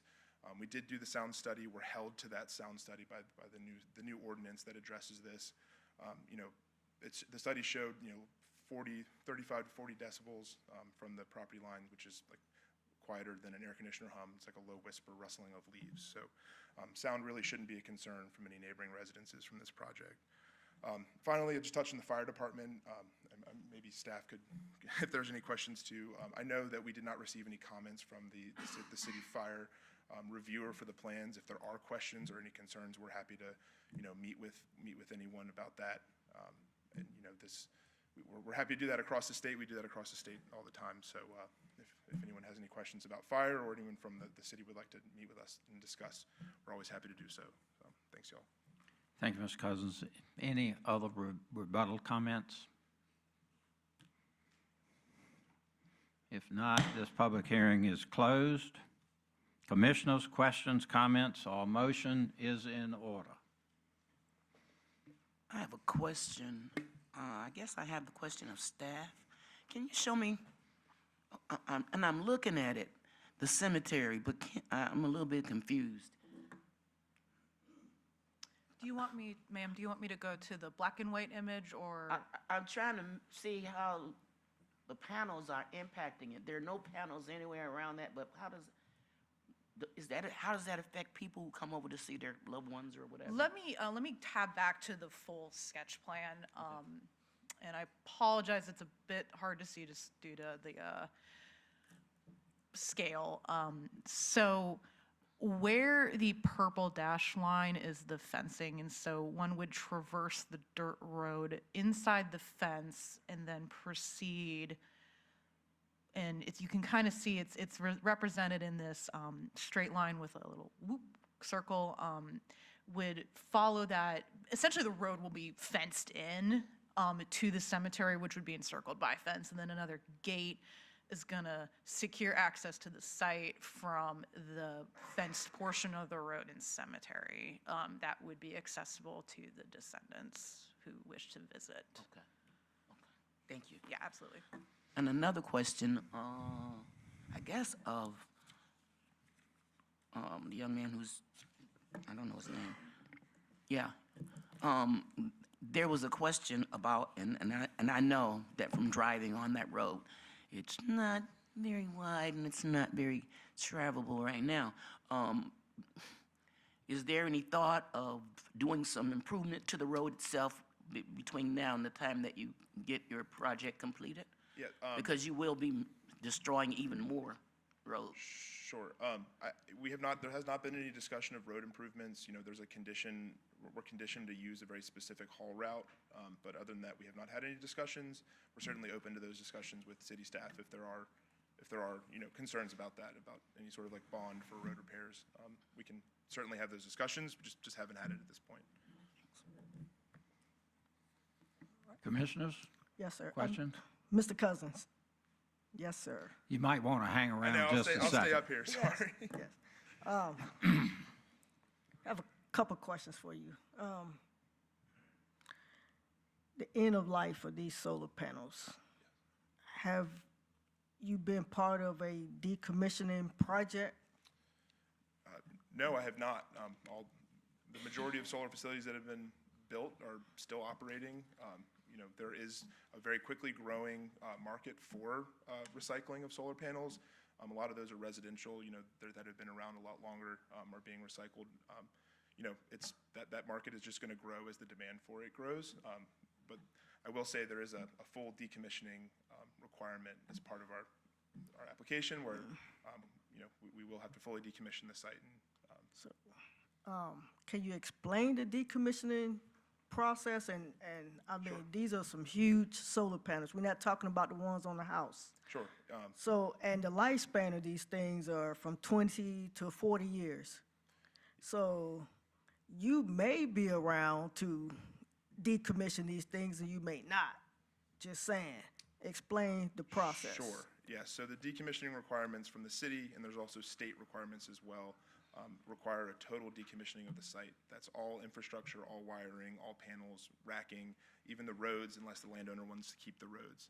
And you said we might not be around to decommission, but there is a bond that is required that will be around no matter what, and that bond has to be reviewed every 5 years to ensure that there's enough money in the bond to fully decommission the project. You said they recycle, so they crush up these panels? That's and right. Then, So over 80% by weight of the panels is just glass and aluminum, which is very easily recyclable. The actual solar panel material itself is, silicon-based. It's made from quartzite sandstone silicon. There's a big market now for repurposing or completely recycling that photovoltaic material, the solar panel material. all right. My next question is the concern of these things catching on fire. And I know in your report, it says that these things are highly likely not to catch on fire, but what if they do catch on fire? Sure. Yeah, there have been a few cases of brush fires in the state, especially when there's a larger drought event. The projects are monitored 24/7 remotely. There's will be a quick response and quick contacting of emergency facilities, and the fire would be extinguished. But I will say the risk of any sort of fire from these facilities is extremely rare and extremely low. So there's not a fire suppression system on these solar panels? No. You say no? No, ma'am. Oh, okay. Got one more question.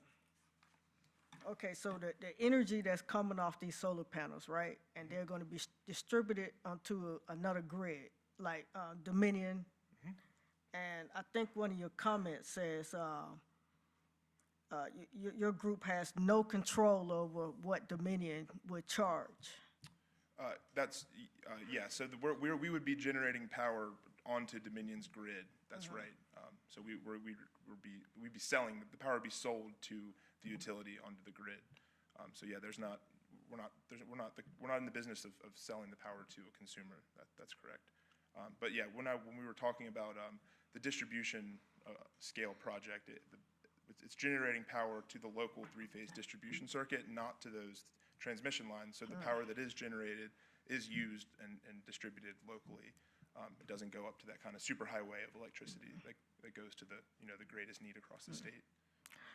So in order for a homeowner to get this extra power, they would have to subscribe to Dominion to? I think that might be, this is not a community solar project. That might be another project that's being discussed. No, this is purely. Oh, okay, this is not it. Okay, I got yes. my bearings crossed. Okay, I'm sorry about that. Sure, yeah, Okay. we do have those projects in the state, and they're great projects, but this is just too big to qualify for that. Okay. Oh, all right, thank you, sir, I appreciate it. Commissioners? Just out of curiosity, I'm just noticing, and other people are now beginning to notice, that out of the 430 square miles of land that we have in Suffolk, it seems like all of the, what do you call these, all of the solar things are in the same kind of area. Is there some reason for is there a location issue that you guys have? So I can't speak for other projects in the area. The location is, the main driver for that is the available capacity on the distribution grid. We know that we're able to tie in at that area, so that's why that's the primary reason why it's located. Also, it's flat land and we have the space to develop it. Okay, that makes sense. Okay, thank you. Commissioners, any further questions? I was wondering, if it would be appropriate, maybe city attorney question. If a I hate deferring things. I know people hate dragging stuff on, but if road condition, like the condition of the road of Old Myrtle seems to be brought up and that the applicant seems to be open to discussions about that, I don't know if there was a crossover between the two applications. I'm hearing sort of a mixed message whether or not there was appropriate outreach and conversation with the adjacent neighbors. I'm having a hard time gauging that because of the two being presented at the same time, right next to each other. For that reason, I was just bringing it up as a possibility. I'm sorry, I know y'all probably don't want to hear that, but Mr. City Attorney, would that be appropriate? Or is that just being obnoxious? So this body has 100 days to make a decision. So it would be up to this body whether or not you want to make the decision today or move it to a separate meeting. I guess another question is, we as a body, we don't really dictate what has to happen during that time. Just for the benefit of what we would like to see happen between citizens and potentially the city, that we can't create that discussion. So the Director of Planning has determined that the application is complete. So all you would be doing is waiting to make your decision at another meeting. If you have some questions that you want answered, you could ask those questions, but at this point, there's nothing you can demand to be added to the application. Okay. Commissioners? We need a motion then. And a second. Commissioners? All right. I would like to make a motion on this particular project, this solar farm, this CUP. So I would like to make a motion for conditional use permit request CUP 2026-00011 CEP Solar. I would like to make a motion for denial. Okay, we have a motion for denial. Is there a second to that motion? Is there a second to that motion? All right, it's been moved and seconded that this project be denied. Discussion?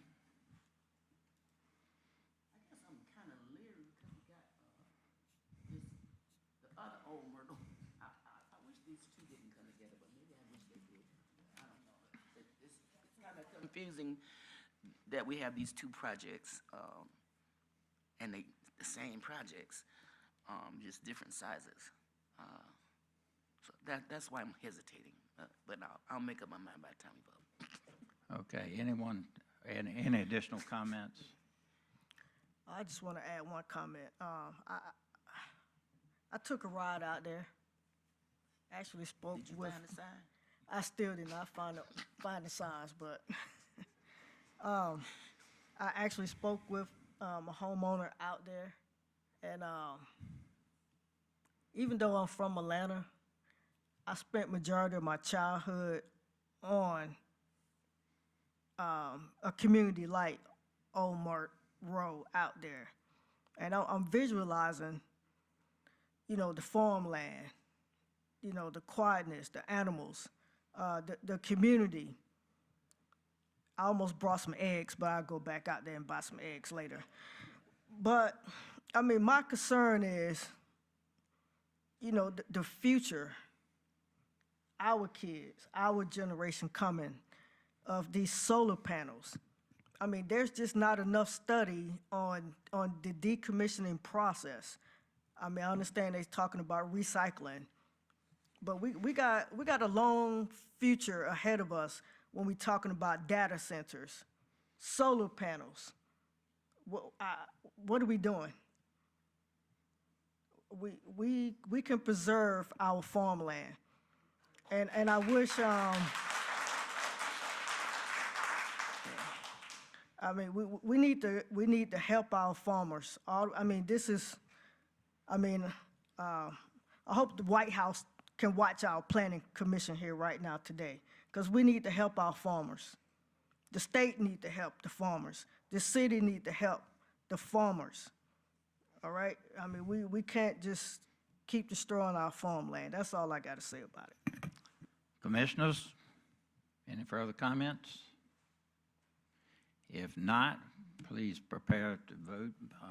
Mr. Wine, would you call for the vote? And a vote of yes is a vote for denial. So a yes is for a no. Commissioners, please vote.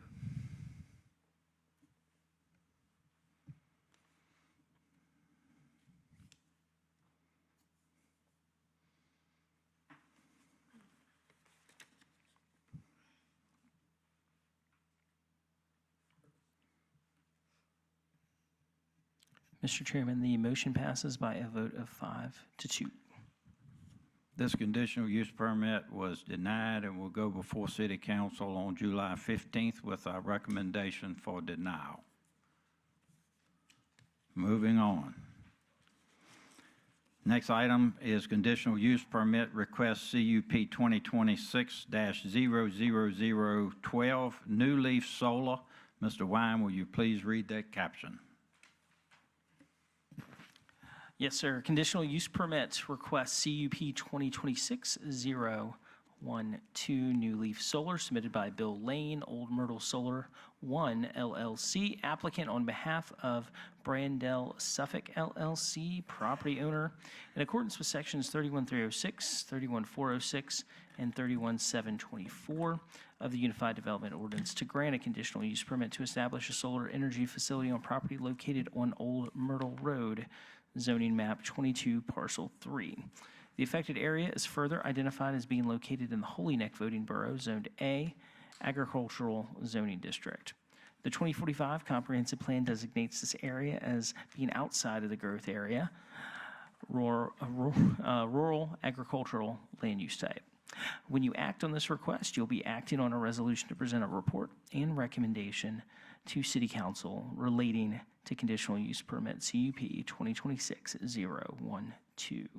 Once again, our land use planning manager, Caitlin Abbott, will present staff's report. Hi, good afternoon again. So this is another utility scale solar request conditional use permit, also on Old Myrtle Road, New Leaf Solar. This project's a little bit farther south of Pruden Boulevard, about 3.3 miles. Zoomed in a little there on the property map. This is a smaller property. It's about 44 acres in total size, and I've highlighted it in blue. It's near the intersection of Old Myrtle and White Drive, which turns into Tyler Drive as you go into the county, or Route 608. It is designated as rural agriculture in the comp plan and is located outside of the growth area. Like the previous project, this project is also located fairly close to the Isle of Wight county line. So once again, we did send notice to county administration. They did review this request and they had no comments for us. This is an aerial showing the property, again highlighted in blue for you there. Property was used for silviculture, so there's contains mature woods on the boundaries, and then loblollies that have been seeded, raised, and then logged in intermittent measure. Property is zoned agricultural, as is everything around it. You'll see again in Isle of Wight in the reddish orange, that's the Rural Agricultural Conservation District, and then the gray is the Industrial District. For what's around this property, again, this is a little bit smaller in scale. It's a smaller property. You have some single-family homes, both on White Drive as well as on Old Myrtle Road, along with some undeveloped wooded land and then cropland. So this is a smaller project, about 3 megawatts at full generation capacity. The equipment along with the solar array is going to be 12 Woodard string inverters and a transformer all contained to a central pad. The facility itself, out of that 44-ish total acres, it's going to take about 26.48 acres within the fenced area itself. Like the previous project, this was also submitted to the city prior to July 1st, 2026, and is therefore not subject to, again, the amended state code through those bills that were passed recently. So again, subject to current UDO standards, current state code. This is the applicant's sketch plan for the facility. So in the red, that's depicting where the solar array is going to be located. There's going to be and I'll zoom in on this so you guys can get a better view of it. Again, hard concrete apron driveway on Old Myrtle Road, and then a gravel road that's going to traverse up through the fenced area and then to the middle of the site where the central equipment pad is located. Property itself, again, does respect and adhere to those minimum setbacks from adjacent residential. Again, they're going to be utilizing mature woods on all four sides to screen the facility from the public right-of-way and the adjacent homes. One condition we've included, and we have a visual in a couple of slides, this is closer to the road, and so where you could potentially, see the facility from the entrance on Old Myrtle, we're requiring, as a condition of approval, agricultural style fencing, which we've done for other projects. That's just to preserve the character of the area. This is a zoomed in view, again, showing where the entrance drive is and then the gravel drive. What's shown in kind of like a stipple hatch with little dots is there are some non-tidal wetlands, which the applicant is not trying to not impact as much as possible. There's some very small impacts where the gravel drive is going to be. So pursuant to that with site plan, they'll do a full wetland delineation and mitigating any impacts. The point of interconnection is going to be at Old Myrtle Road, again, where those distribution lines are at the road.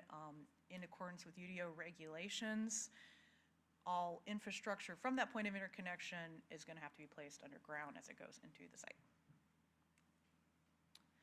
This is zoomed in, just showing you where the string inverters and the transformer are on that central pad.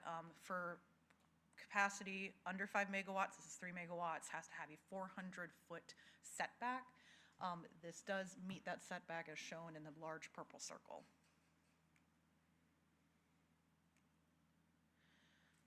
Applicant also provided us a graphic that depicts, again, preserving the mature wooded buffers on all four sides. And then again, similar to the other project, this will be involving some reseeding and replacement of native grasses and vegetation as well under panel.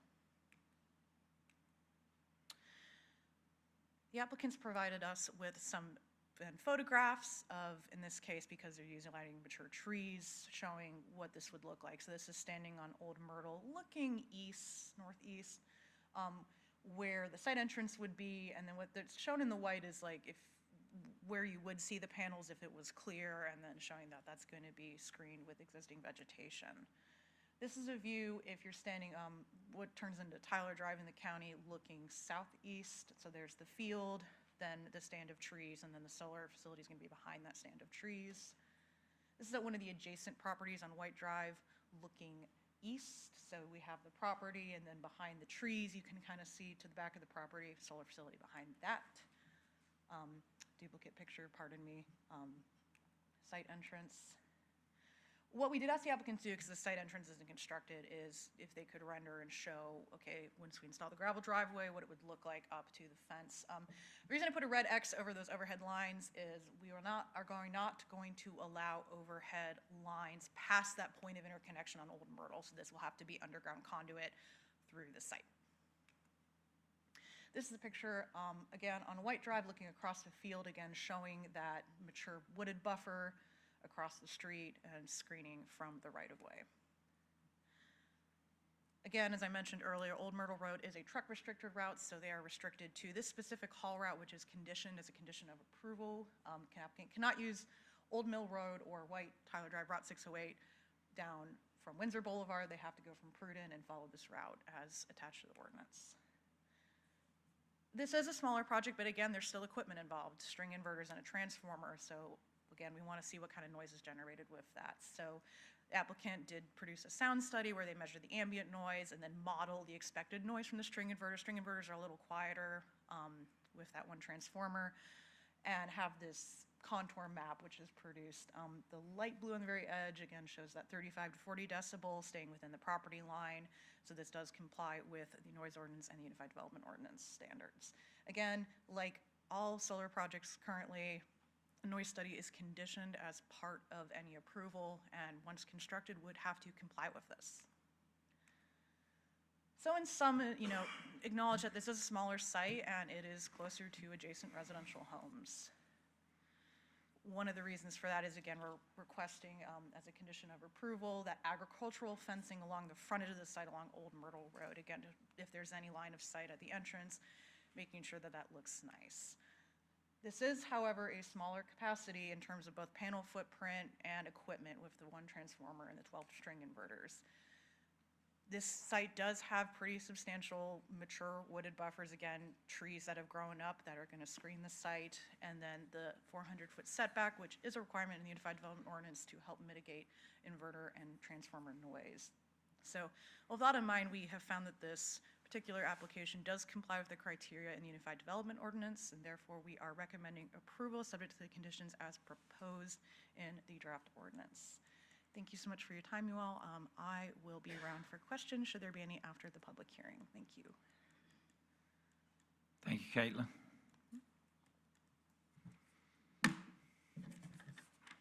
We will now open the public hearing. Who would like to come forward and speak in favor of this conditional use permit?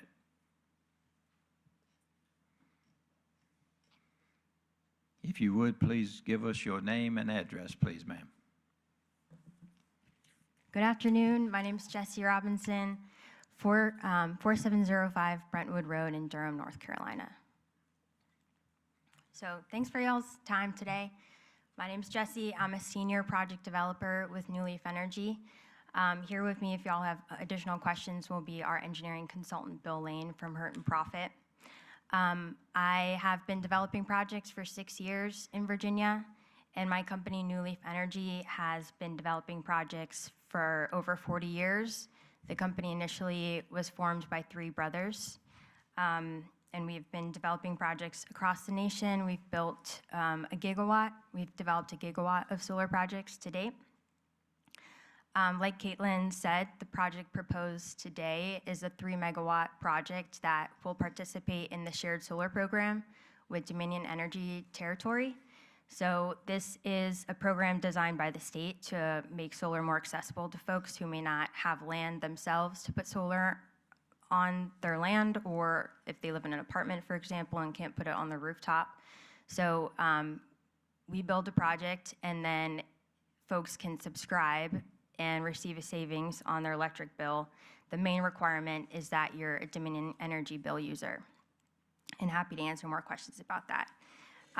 We chose this site in particular for several reasons. We try to be really intentional about where we site these projects. One, as Caitlin mentioned, this site has been used to date for timber, so the site has already been disturbed quite frequently for this use. And it also was replanted about 5 to 7 years ago, so those trees have grown up and will help screen the project from day one from any surrounding neighbors or from the road. It's also quite a small footprint, 26 acres fenced, or if you look at just the panel acreage, like what is actually underneath the panels in terms of coverage, it's about 5 acres since we have inter-row spacing. The majority of this site is not prime farmland. It's also quite flat, so that also lends itself to being well screened from surrounding areas. We're able to meet and exceed setback requirements from the road. We're at least 670 feet away from the road. Our inverter, at a minimum, is 400 feet from property lines, up to 960 feet in certain areas. And there's also the distribution infrastructure that we need located at this site to interconnect the project. And it's in Dominion Energy Territory, which allows us to participate in the shared solar program. In terms of community outreach, the city itself does not have requirements for holding a community meeting, but we find that it is important. We sent mailers out to 30 parcels surrounding this property and held 2 community meetings. Our outreach narrative with neighbors is included in our packet. We held our first community meeting in October of last year. There were 6 attendees. We held our second meeting in March of this year. There were 3 attendees. The second meeting was an opportunity for folks to ask more questions. At the first meeting, they had some pretty in-depth stormwater questions for us, so we were able to come back at the second meeting with a more fleshed out stormwater design. Some commonly asked questions we receive from folks, including neighbors, about solar projects. One is, will there be an impact to groundwater or shallow wells in the area? We had a third party go on site. They studied the depth of groundwater, and this was incorporated into our stormwater design. So we are designing to meet the the site to make sure that there will not be an increased amount of flow on surrounding properties once this project is built. Also, the EPA has standards for solar panels and what is allowed to be located in those components in terms of what might be deemed hazardous materials. The panels have to go through a toxicity characteristics leaching procedure, or TCLIP. And they basically pulverize the panels and put them in an acid bath to simulate what it might be for 100 years of weathering over time. And it's to simulate also if those panels weren't noticed and didn't go fixed over time. So panels they cannot leach a certain amount of chemicals in that test to be able to be used on sites. And also with solar panels, I think a lot of times folks think there's like liquid located in the panels. That's not the case. The cells are a solid, and they're also very well protected. They're covered by tempered glass, which is designed to withstand hail or extreme wind. And within that, the solar cells are vacuum sealed in a plastic matrix. So rain does not come in contact with the internal components. It's not like, the cells are touched by water and then it flows into the ground. I think that's a common misconception about solar projects. Another common question is, will it increase flooding to my house? So we looked at the flow of site on this property. Water naturally drains to the west and south, which is away from homes to the east, where we received a lot of these questions. Even in a 100-year flood event, water would not flow back to houses in the east. Finally, we had another question we get is about property value. And we've had a third-party accounting firm called CohnReznick look at solar projects that have been built in Virginia. What was the sales price of homes before that project was built and after? And they looked at several in Virginia and the country, and they have found no impact on sales price of those surrounding homes. This project is located in the rural agricultural conservation of the comp plan. This project itself takes up 0.018% of that area. It will help maintain the rural aesthetic by keeping the existing vegetation for the veg buffer. We're meeting and exceeding property setbacks, and the project is not visible from surrounding roads or properties. The land is also protected from going into a housing development because once this project is decommissioned, it could go back to an ag use if the owner wishes, or timber. It's not necessarily developed and going into a housing development, which I know is a common thing y'all have seen in this area of the comp plan. So I'll just close that the staff found that this project is in compliance with the comp plan and recommend for approval. So I believe the landowner, Priscilla Taylor, would like to come up, share a few words. Thank you very much.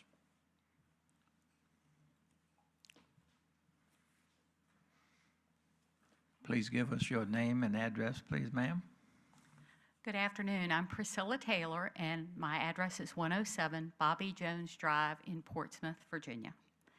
And I am the lone shareholder for Brandell LLC. So I am Brandell LLC, the property owner, and I own the subject property. Quite a few years ago, my husband and I bought the property because he liked to hunt, and he envisioned this as a hunting property for himself. Right after our daughter graduated high school, my husband died unexpectedly, and with him the idea of the hunting sanctuary. I'm not a hunter. So when Jesse Robinson with New Leaf approached me about placing a solar farm, it just made a lot of sense. Because of the shape of the property, the solar farm would be tucked away and surrounded by large trees and vegetation, not to be visible or bother anyone.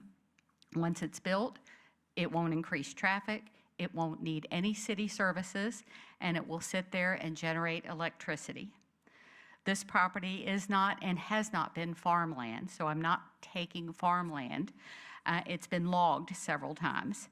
And the solar project will generate power for 300 homes. And New Leaf has been very careful to design the project in accordance with the City of Suffolk specifications. But the main thing is, I would never want to bother a neighbor. I wouldn't want to put something that would be disturbing to those, because I wouldn't want it done unto me. For all these reasons, I ask that you please consider this project for what I think could be the greatest use, and I thank you for consideration of this project. Thank you. Anyone else to speak in favor? We have just a few more minutes, or maybe less than a minute. Seeing none, is there anyone here who would like to speak in opposition?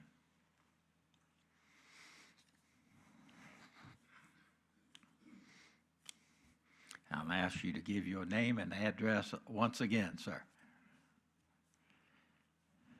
Good afternoon. I'm Tony Bauer.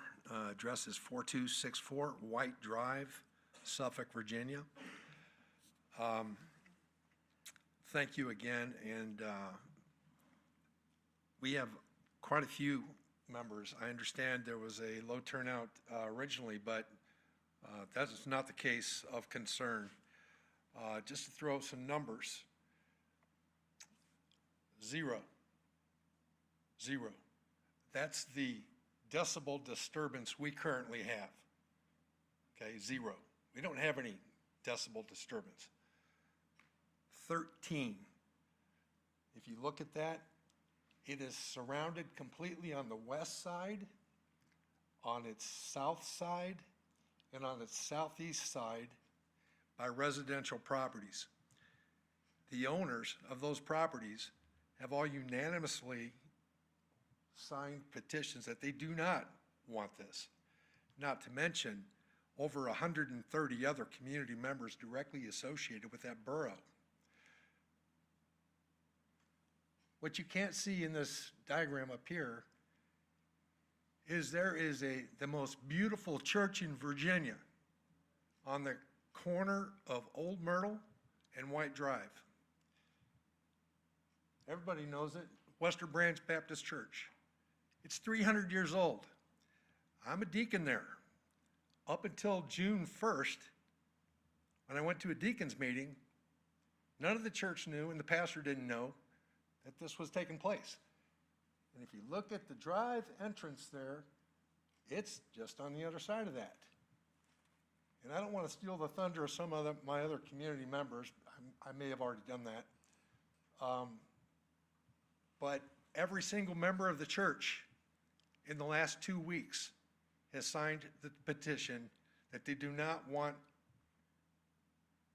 an access to this chain link fence or otherwise next to what we just spent over $300,000 on a refacement for that 300-year-old church. And I appreciate the fact the committee member took a drive down Old Myrtle Road. That is the most beautiful road and church. It may be rural, it may be rustic, but it's the most beautiful thing to us. Peace and tranquility. That's why we all invested anywhere from $300 to $1.7 million to live in the residences that surround the area I described. 350 to 1.7 million. Every survey I've seen says it will impact 2.8 and up to 5.1% of property value. That represents anywhere from $13,000 to $70,000 of property tax. Well, not property tax, but property value. So I disagree with the property value comments with all due respect. And only one more comment, with all due respect to the owner of the LLC, her husband originally bought it to hunt on. Our community is a hunting community. It's an outdoor, property-loving community. They hunt. They love it. This just soaks up that much more of our area. Anyway, thank you very much. Thank you, sir. Anyone else here to speak in opposition? Please give your name and address, sir. I'm Jimmy Smith. I'm the adjacent property owner at 6838 where this project will be going on Old Myrtle Road. and I apologize. Here are the petitions with about 150 signatures, more from online. Every member of the church, the habitat that would be involved and everything is in this brochure as well as what I'm getting ready to speak about. So I'd like to have that, each member to look at, please. So in God's creation of this world, I do not believe his vision was for solar panels to replace his forest, animals, vegetations with solar panels. It appears to be water from the sky, so our migratory birds that come into this area will basically die. The woodcock, the snipe, the wood duck all migrate into this swamp. We as a nation are continually eroding our circle of life, and I take that because I'm a Westerner from Clint Eastwood.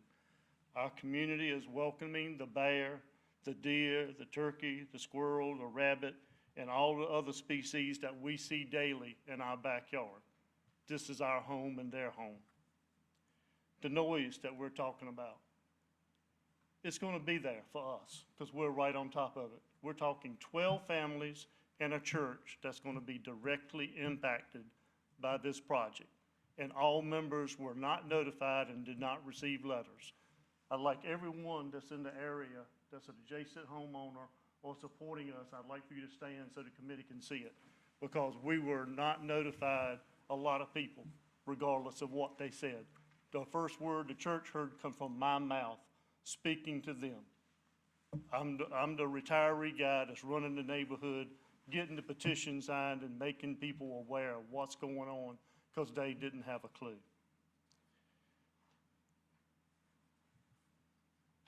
We don't want to listen to this daily noise 365 days a year. This is going to be right in my backyard. The transmission lines are going to be less than 30 feet from my property. If they build up the road the way they're talking about for this entry, it will flood our homes. Regardless of your presentation, for 4/10 of a mile on Old Myrtle Road, if you've driven out, that's farmland. All that water runs to the swamp between my home and Western Branch. I'm sure you're aware there's a swamp there, and it's on more than one occasion there has been signs, caution high water from flooding. When we get rain, all that water comes to the swamp. I'm the last house that's to break. If you build that up, all of that water is going to build up into our homes and our neighborhood. It's nowhere for it to go. We're the family of Vinson, Smith, Ray, Holland, and Smith again, and we don't want the noise in our backyard. Just for instance, a fly is at 4 decibels. So just think what those solar panels will sound like. My wife can't sleep with a fly in the bedroom. Ambient temperature of these solar panels on a 100-degree day, just like we just recently had, will reach between 145 and 163 degrees. And that's just right from Google. Wind speed can only reduce the temperature by 10 to 20 degrees. That's a lot of heat. This is going to be an isolated area. What if we have a fire? I've had 2 lightning strikes at my residence since I've lived there. What's the odds of another one? Probably pretty good. The environmental impacts, the habitat loss and fragmentation, the soil degradation, and my main concern is the water runoff and flooding. This is important to me. My residence receives approximately, like I said, 1/4 mile of runoff every year.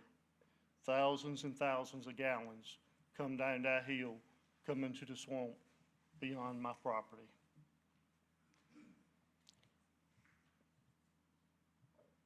The church was not even identified and did not receive notification of this plan.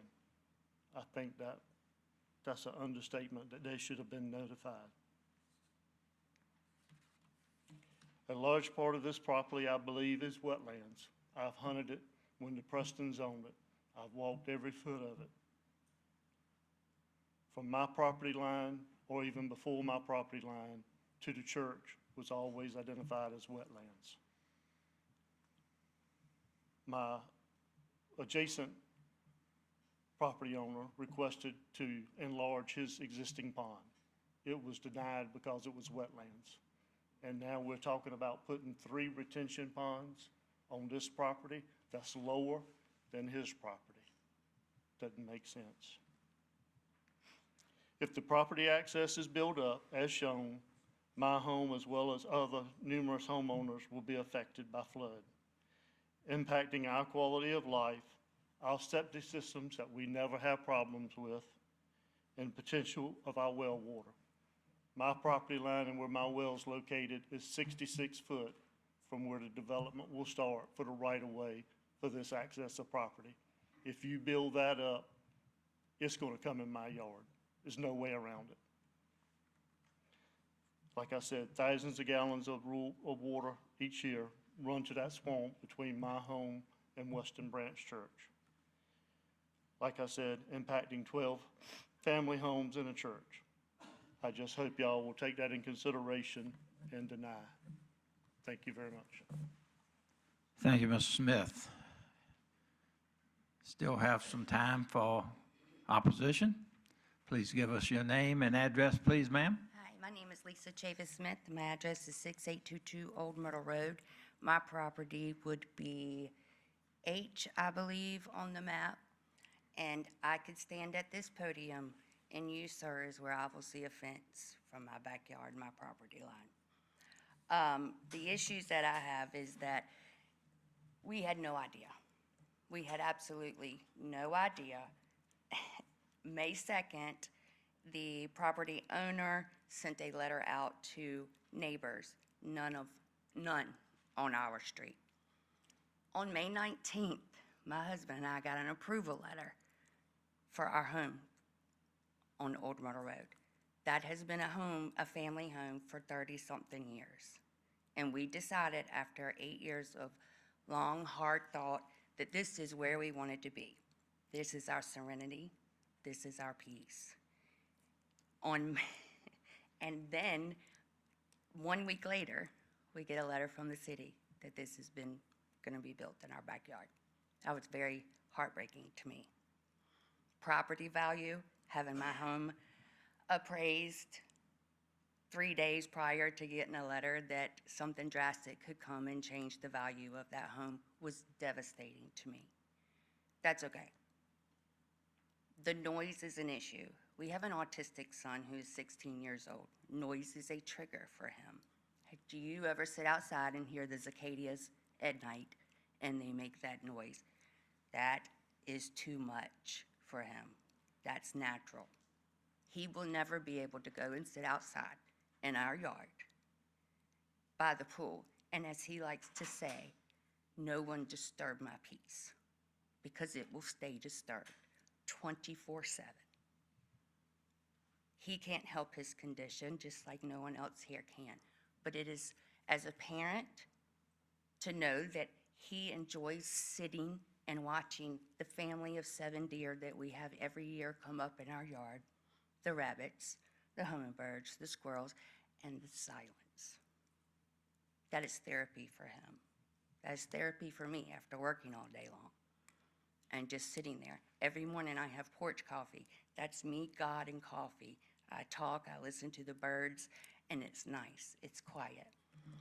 I'm not opposed to, doing things environmental to help the environment and all of that, but this is a small area. Right down the street, 2 miles, you're wanting to put another one. And, I don't think that this was, I don't think this is a good idea. These forests, tall, thick forests that they have is as thick as this. That's not thick. That's not thick at all. When the fall comes, there's no coverage. But, as a lifelong yet new homeowner here, I just really pray that you guys do not allow this to go through. There's a lot more area than on Myrtle Road for this stuff in the city of Suffolk. And I don't want to regret making that my lifetime home here. Thank you, ma'am. Have just about a minute left for any additional comments opposed to the project. We We're down to about a minute, ma'am. My name is Kelly Holland. I live at 6834 Old Myrtle Road. I'm directly affected by it as well. This area is our home where we seek rejuvenation after a long day. We're long-term residents of this area where we cherish the peace of country living. We enjoy sitting outside watching the animals and all things living that have also made their home here. The solar farm will be an eyesore. All of the things we love will be taken from us if the solar farm is approved. Help me understand how you can justify cutting down environmentally friendly trees to put in equipment that there is no safe way to dispose of, nor are long-term effects known. We are concerned about the fire hazard and the response time of the fire department to get here. I do know they catch on fire. One caught on fire across from my work in Chesapeake last summer. We're concerned about the constant noise. If we hear it, what is it going to do to our pets, which we all have? Their hearing is way more sensitive than ours. I plead with you to not approve this solar farm. We must, as a community, as a people, to preserve the land and not constantly try to tear it down or build something on it. Our peace will be destroyed, along with our sense of pride for the hard work we have all put in to make our home on this land. In the property owner's own words, I would never want to cause issues for our neighbors, so I ask her to do the right thing and not partner with the solar farm, and for her to reach out to her neighbors about keeping the land as a hunting refuge that her husband so desired. I'm also submitting from one of the neighbors who had to leave a letter that I don't think we have time for me to read. No, ma'am, your time is up, but you can leave that. Thank you, Ms. Holland. Now, we have 5 minutes for rebuttal. Is there any rebuttal?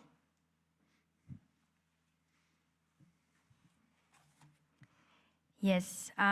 First of all, I wanted to thank the community for sharing their feedback about this project. I definitely hear them. I heard concerns of seeing the project, hearing the project, water runoff, property value. These are all things that we've taken into consideration with our application, and also that the city has considered in their ordinance.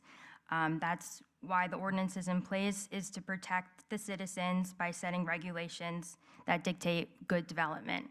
And if you can meet those requirements and or exceed those requirements, a property owner should be able to develop their property as they see is the best use. I will just address some information that was brought up by neighbors. A third-party noise study was completed on the site. It has found that the current ambient noise, just what it is right now with nothing out there, is 32 dBA, just probably from noise from the road, things like that. This project was measured to have 7 to 24 dBA, so decibels, with the inverters at the property line. So that is less than the current existing noise in the area. So I understand you don't want to be able to hear this project. You would not hear it based on this third-party study. Also, it's quite unfortunate to hear that the church did not receive outreach from us. We sent both letters. I double-checked my records just now. We sent both of our letters for the community meetings to the church. So it's definitely an unfortunate setting to hear their concerns for the first time. Mr. Bauer, I'm happy to meet with you after this meeting to see what we could try to do to address your concerns. But in closing, I'll state that the staff has found that this application is in compliance with the city ordinance. We are meeting and or exceeding the requirements. And again, the property owner should have the ability to develop if it is in line with the city. So, thank you.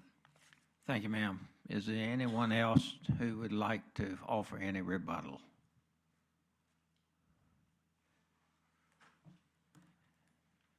If not, this public hearing, is this? No, sorry, that time's up. Thank you. Okay, this public hearing is closed. Commissioners' questions, comments, or motion will be in order. I have a question for, I think, either Kevin or Mick. I know that the state has changed its statutes, and come July 1, things are going to change. If we deny and then the council just also denies, the developer then comes back, or a landowner comes back next year. They use the upcoming statutes, right? Any application received after July 1 of this year would be subject to the new provisions. Should this application was not received after that time, so it's under our current regulations, including our supplemental regulations that we have in the UDO as it relates to certain setbacks. As it relates to how we can apply those moving forward, still to be determined, as it relates to that state code provision.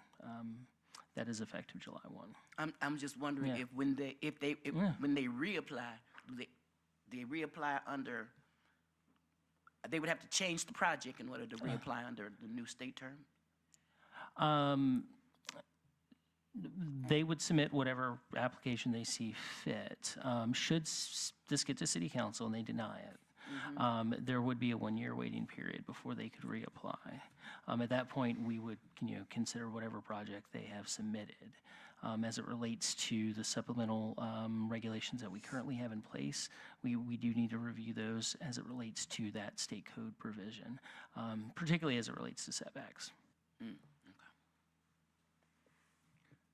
Commissioners, questions? Yes, sir.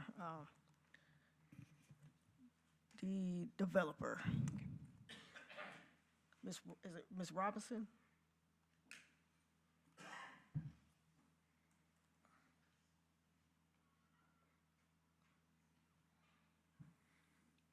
How you doing today? Hey, good. All right. So this is the one where the solar panels, The shared What- solar program? yeah, it would connect into Dominion, right? Yep. Offhand, do you know how much a homeowner could possibly save if they subscribe to this program? Around 10 to 20% on their electric bill. 10 to 20%? Yep. And the rest of the people that did not subscribe, we just gonna take the hit or the increase or whatever Dominion decides to set the rate? That was There- just a comment. You don't have to answer that one. Oh, okay. I don't want you to answer that one. So I guess this solar panel would be 300 homes that could possibly benefit from this? There's more subscribers that we would seek for this project, closer to 400 to 600. So, And yeah. you said apartments, you mentioned apartments, right? So they could subscribe and benefit from this also, right?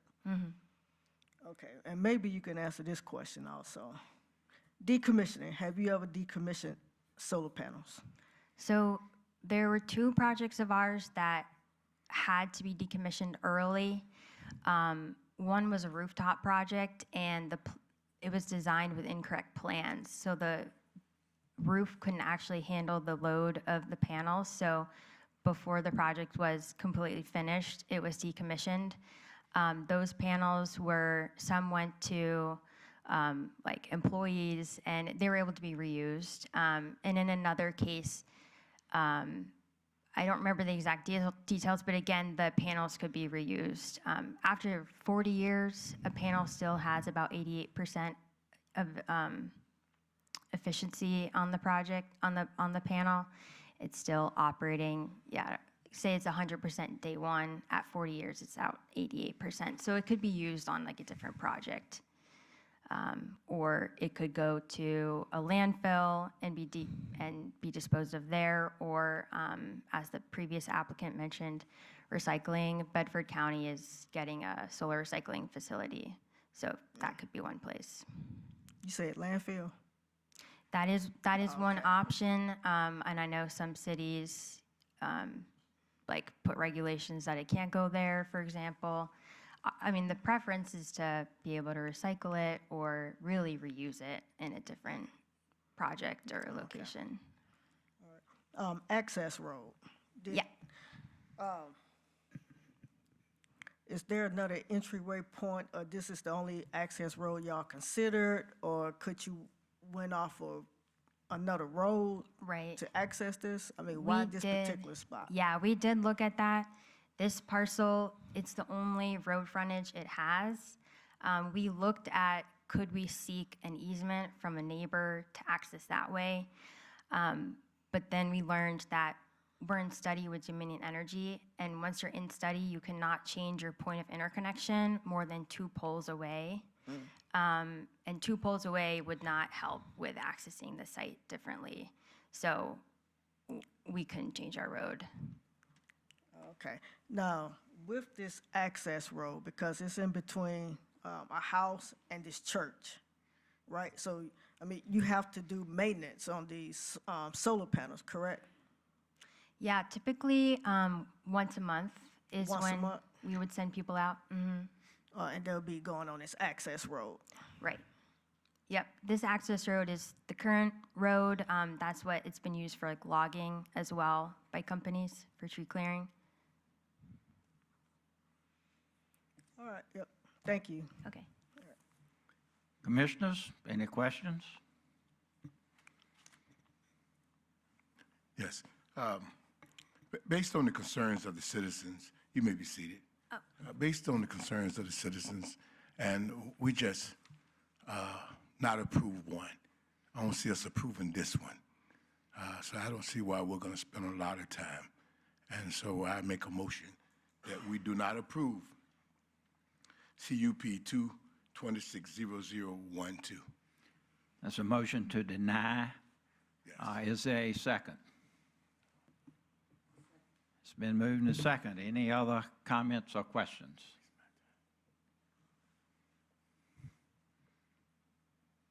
Seeing none, we'll call for the vote. Once again, a yes is a no.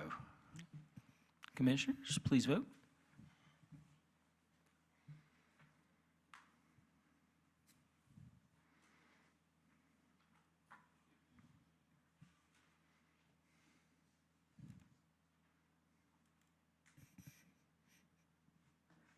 Mr. Chairman, the motion passes by a vote of 7-0. This conditional use permit was denied and will go before City Council on July the 15th with our recommendation for denial. I'd like to thank everybody for coming and voicing your opinions today. Moving on down the line. Mr. Wine, is there any old business? I wouldn't call it old business, but it was discussed last month. So we wanted to take an opportunity for all of Planning Commission to take a look at the Planning 101 rezoning process video that we posted on our website. I know it's been a long meeting, but it's a quick 3-minute video, and we wanted to share that with you all. And for those watching at home and the public that are here today, this is hopefully the first in a series of videos that help kind of explain the process as it relates to land use in the city, to really make it as easy as possible to understand. So if you're pursuing a project, you have kind of a firm foundation on what to expect. So with that being said, we can go ahead and roll. When a property owner wants to improve, build on, or develop their land in the city of Suffolk, they must abide by the zoning and development regulations that apply to their property. These regulations can be found in Suffolk's Unified Development Ordinance. If existing zoning does not permit the use the owner wants, they can request a rezoning. A rezoning or map amendment is the legislative process of changing the zoning district on the city's official zoning map so the property can be used in a different way. Most of the time, a rezoning in Suffolk is submitted by the property owner, a contract purchaser with the owner's written consent, or the owner's authorized agent. The request must meet the criteria and procedures set forth in the Unified Development Ordinance and the Code of Virginia. Mary owns a property in Suffolk and wants to develop it as a coffee shop with apartments above.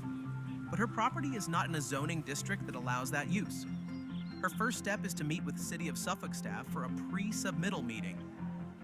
These meetings have representatives from across the city who will be available to answer questions and provide Mary with important information and feedback on what would best fit her needs and help make her proposal feasible. During this pre-submittal meeting, no official decision is made. It simply allows Mary an opportunity to become familiar with the rezoning process and become familiar with aspects of her application that will need to be carefully considered. Based on that discussion, Mary selects a zoning district that could work for her proposed use, such as B2, General Commercial, or CBD, Central Business District. She then submits a completed rezoning application to the city. Planning staff review the application for completeness to ensure all required materials are provided so that city staff can evaluate the request appropriately. Staff then review Mary's rezoning request considering factors such as whether the proposed zoning is consistent with the city's comprehensive plan, the character of surrounding properties, community needs, and the proposal's impact to public facilities like schools, roads, water and sewer, and emergency services. Generally, city staff will have several rounds of comments before an application is ready to be considered by the Planning Commission and City Council. This can take several months or longer depending on the request.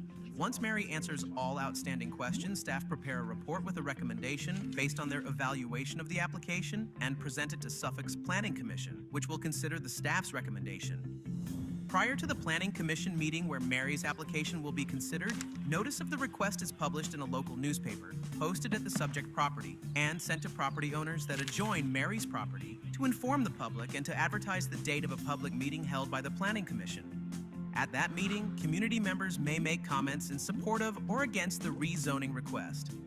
Once the public comment period is over, the Planning Commission will discuss the case and make a recommendation to the Suffolk City Council. The Planning Commission's role is to provide the City Council with informed recommendations on land use proposals prior to the City Council making its final decision. Before City Council reviews and acts on Mary's rezoning request, public notice of the Council's public hearing is provided. This includes updating the sign posted on the property with the Council's public hearing date and publishing a notice in the newspaper. Mary's request is then considered by the City Council at a zoning public hearing, where the Council votes to either approve, deny, or defer the request. If Council approves the rezoning, the ordinance is adopted and recorded, and Mary's property is officially rezoned. She can then begin developing her idea into reality. You can learn more about Suffolk's land use regulations by visiting the city's Planning Division webpage or reviewing the Unified Development Ordinance online at www.suffolkva.us/planning. Good morning. What can I get started for you? A latte with oat milk, please. You got it.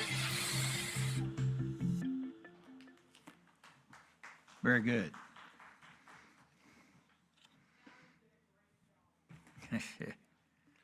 Great job. Yeah, we have a great Not- media team. yeah. Not to interrupt, Go right but ahead. that was shown to the group, the meeting that we went to in Bennett's Creek as part of the presentation by the city. So it's becoming popular, put it Good. that way, and everybody enjoyed that because it is understandable. Thank you. Very good. Moving on down, status report, City Council meeting, May 20th, 26. Yes, sir. That was quite a meeting. We had 6 public hearings in total. I'm not going to walk through all of them.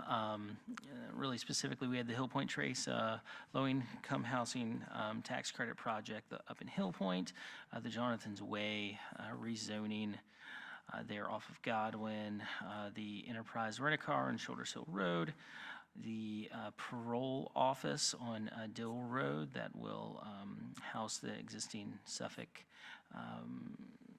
parole office, the U-Haul on Pruden Boulevard, and the Precious Metal Pond to go over in the West Suffolk Shopping Center right down the road.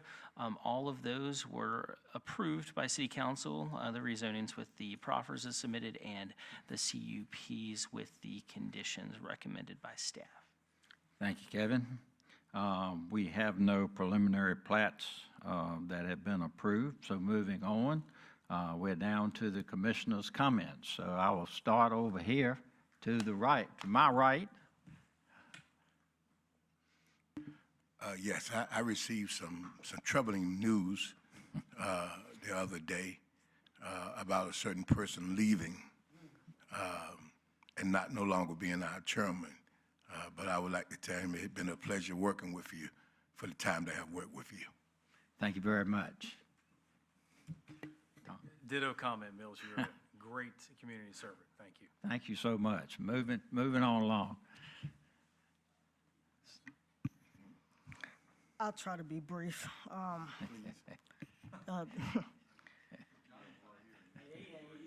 Okay. All right, thank you for your comments. You know, the past 2 weeks have been kind of rough. I just want to mention a couple people's names. Attended a memorial service for my 35-year-old cousin that passed away from breast cancer. La Serene Miss Pooh Jackson, you will be missed. We also lost a faithful servant taken away from us at a very young age, DeJuan Stegall. You know, we're going to push forth on HB 392 on the sickle cell trait for early detection and education. We lost him just very young. Another tragic incident that happened couple days ago. Down in Rockdale County, we lost a firefighter in the line of duty. The fire engine truck overturned, trapping this very young 26-year-old soul. Warren Smith, I just want to say your name. My prayers go out to your dad, Deacon Smith, and Deaconess Smith, and to your sister, Diamond Smith, and to the Greater Piney Grove leadership, Reverend William Flippin. My heart goes out to this young man. So it's been a rough 2 weeks for me. And the last thing, and this is rough for me too, Miles, I'm going to miss you. You know, the inspiration that you have led us as being the chairman. You had big shoes to fill, and you gave me strength when I came on to Planning Commission. So I'm going to miss you, and the next person that's the chairman, we're going to beat them down for you. Thank you. Thank you very much. Next down the road. I wanted to thank the planning staff. I thought the presentations today were excellent, very articulate, and even though they didn't all get approved, I just want to say class act. I'm continually impressed with Suffolk's diligence with working with applicants, and just top notch. Mills, you're such a great leader, and I appreciate the classiness with which you monitor our meetings, and I think just the way you carry yourself, and you don't even have to hush people up because they know it's no nonsense when they come up to the podium, and just we're going to miss you, but I know we'll see you around Suffolk. Thank you very much. Next in line. Well, this, when Mills called each one of us the other day, it was a shock. But I did prepare something, and it will be very. I rule you out of order, sir. As brief as I can be. We appreciate the leadership Mills has shown in his roles serving Suffolk. Having been born and raised here, he's brought a valuable historic perspective to present and future planning for the city. His service has enriched and impacted Suffolk in many ways. His friendships are generational, and I've been fortunate to have had the opportunity to work with him as well as form a friendship with him. In his years of service, he's been a dedicated friend to Suffolk and its citizens, sharing his wisdom and desire to do his best. I wish you a happy and fulfilling retirement from the commission with more time to enjoy your family and friends and your model airplanes. Thank you, sir. Vice Chairman. What Barr said about the staff today, you guys did a really excellent job. And the public really needs to hear that a lot of work goes into them finally saying we recommend approval for us to say deny. And I kind of feel sorry for you guys when we do deny a project, because I go through the project and it is worthy of approval, but we have to sometimes juggle what the community is actually saying to us, and so we have to vote against you. But your work is phenomenal, and it is actually getting better, Kevin. You should know. Also, Mills, we came on together, guys, and I feel like you leaving me. We have worked well together. You made me study harder because you came in with me, and you came in like roaring and like a lion and knowing so much. And I'm like, I ain't know so much. I don't understand. We went to school together, went to class together. How he knows so much more than me? So you made me study, sir. So thank you for that. I guess that means we have to make ourselves be prepared to move on without you. But come on, visit us every once in a while. Last but not least, happy Juneteenth to those of you who celebrated with me. Thank you. Well, I guess it's my turn now. I will make just a comment.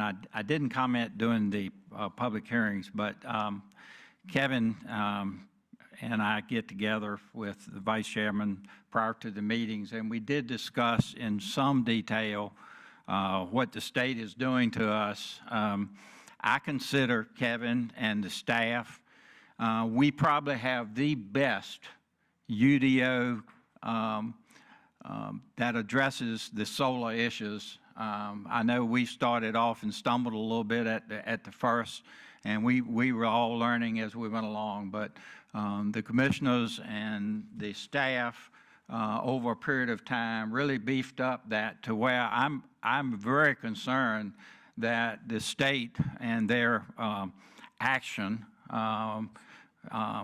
in taking away the it looks like some of the things that we have put as restrictions on these solar farms is going to go out the window possibly. So I ask you to stay up with that. I won't be here to herd you along, but obviously there is a time and place for everything, and apparently like today, I wish some of the state House of Delegates and the Senate had been here to listen to the comments that were made by the citizens of our city today. And that's after staff had gone through and really beat these projects up to make them meet the criteria for approval under IUDO. So I just wanted to say that thanks to the city staff. I asked Kevin to ask you to stay because I wanted, if you're an employee of the city in the planning department, I'd ask you to please stand. Guys, I appreciate everything you've done for my 11 years here. And we couldn't have, some of you haven't been here that long. It's been kind of a few changing seats as we've taken place, including this seat right here. Kevin, I think were you here when I came 11 years ago? You were, I believe. I believe he was doing most of what you did today when I 10 came years ago, in. so I would have missed that by 1 year. Yeah, so Kevin's been here for a long time. So basically, thank you so much for your support. We can't do anything up here without your hard work. And I know we kind of slapped you down a little bit today, but that happens. And that's the reason we're here. We kind of are to listen to the citizens. You do what the city and what the UDO says, and then we listen to the citizens, and we do listen to the citizens. Sometimes I think people don't believe that we do. And then the great thing about that is the fact we don't make the final decision. It goes to City Council, so with our recommendation one way or the other. I'd like to point out especially Kevin, Meg, Katina. We can't do anything without Katina. So with that, I appreciate Councilman Rector putting up with me for, I guess we went on the Planning Commission 11 years ago. So he got elevated and I decided to move on. So as I step down from this commission, I do so with complete confidence in this commission's future. The talent and commitment around this dais are unmatched. and I can't wait to see the accomplishments you achieve next. So thank you for your support over the last 11 years. It's been a pleasure to serve with each and every one of you, and I will miss you. Thank you. We stand adjourned. Last time.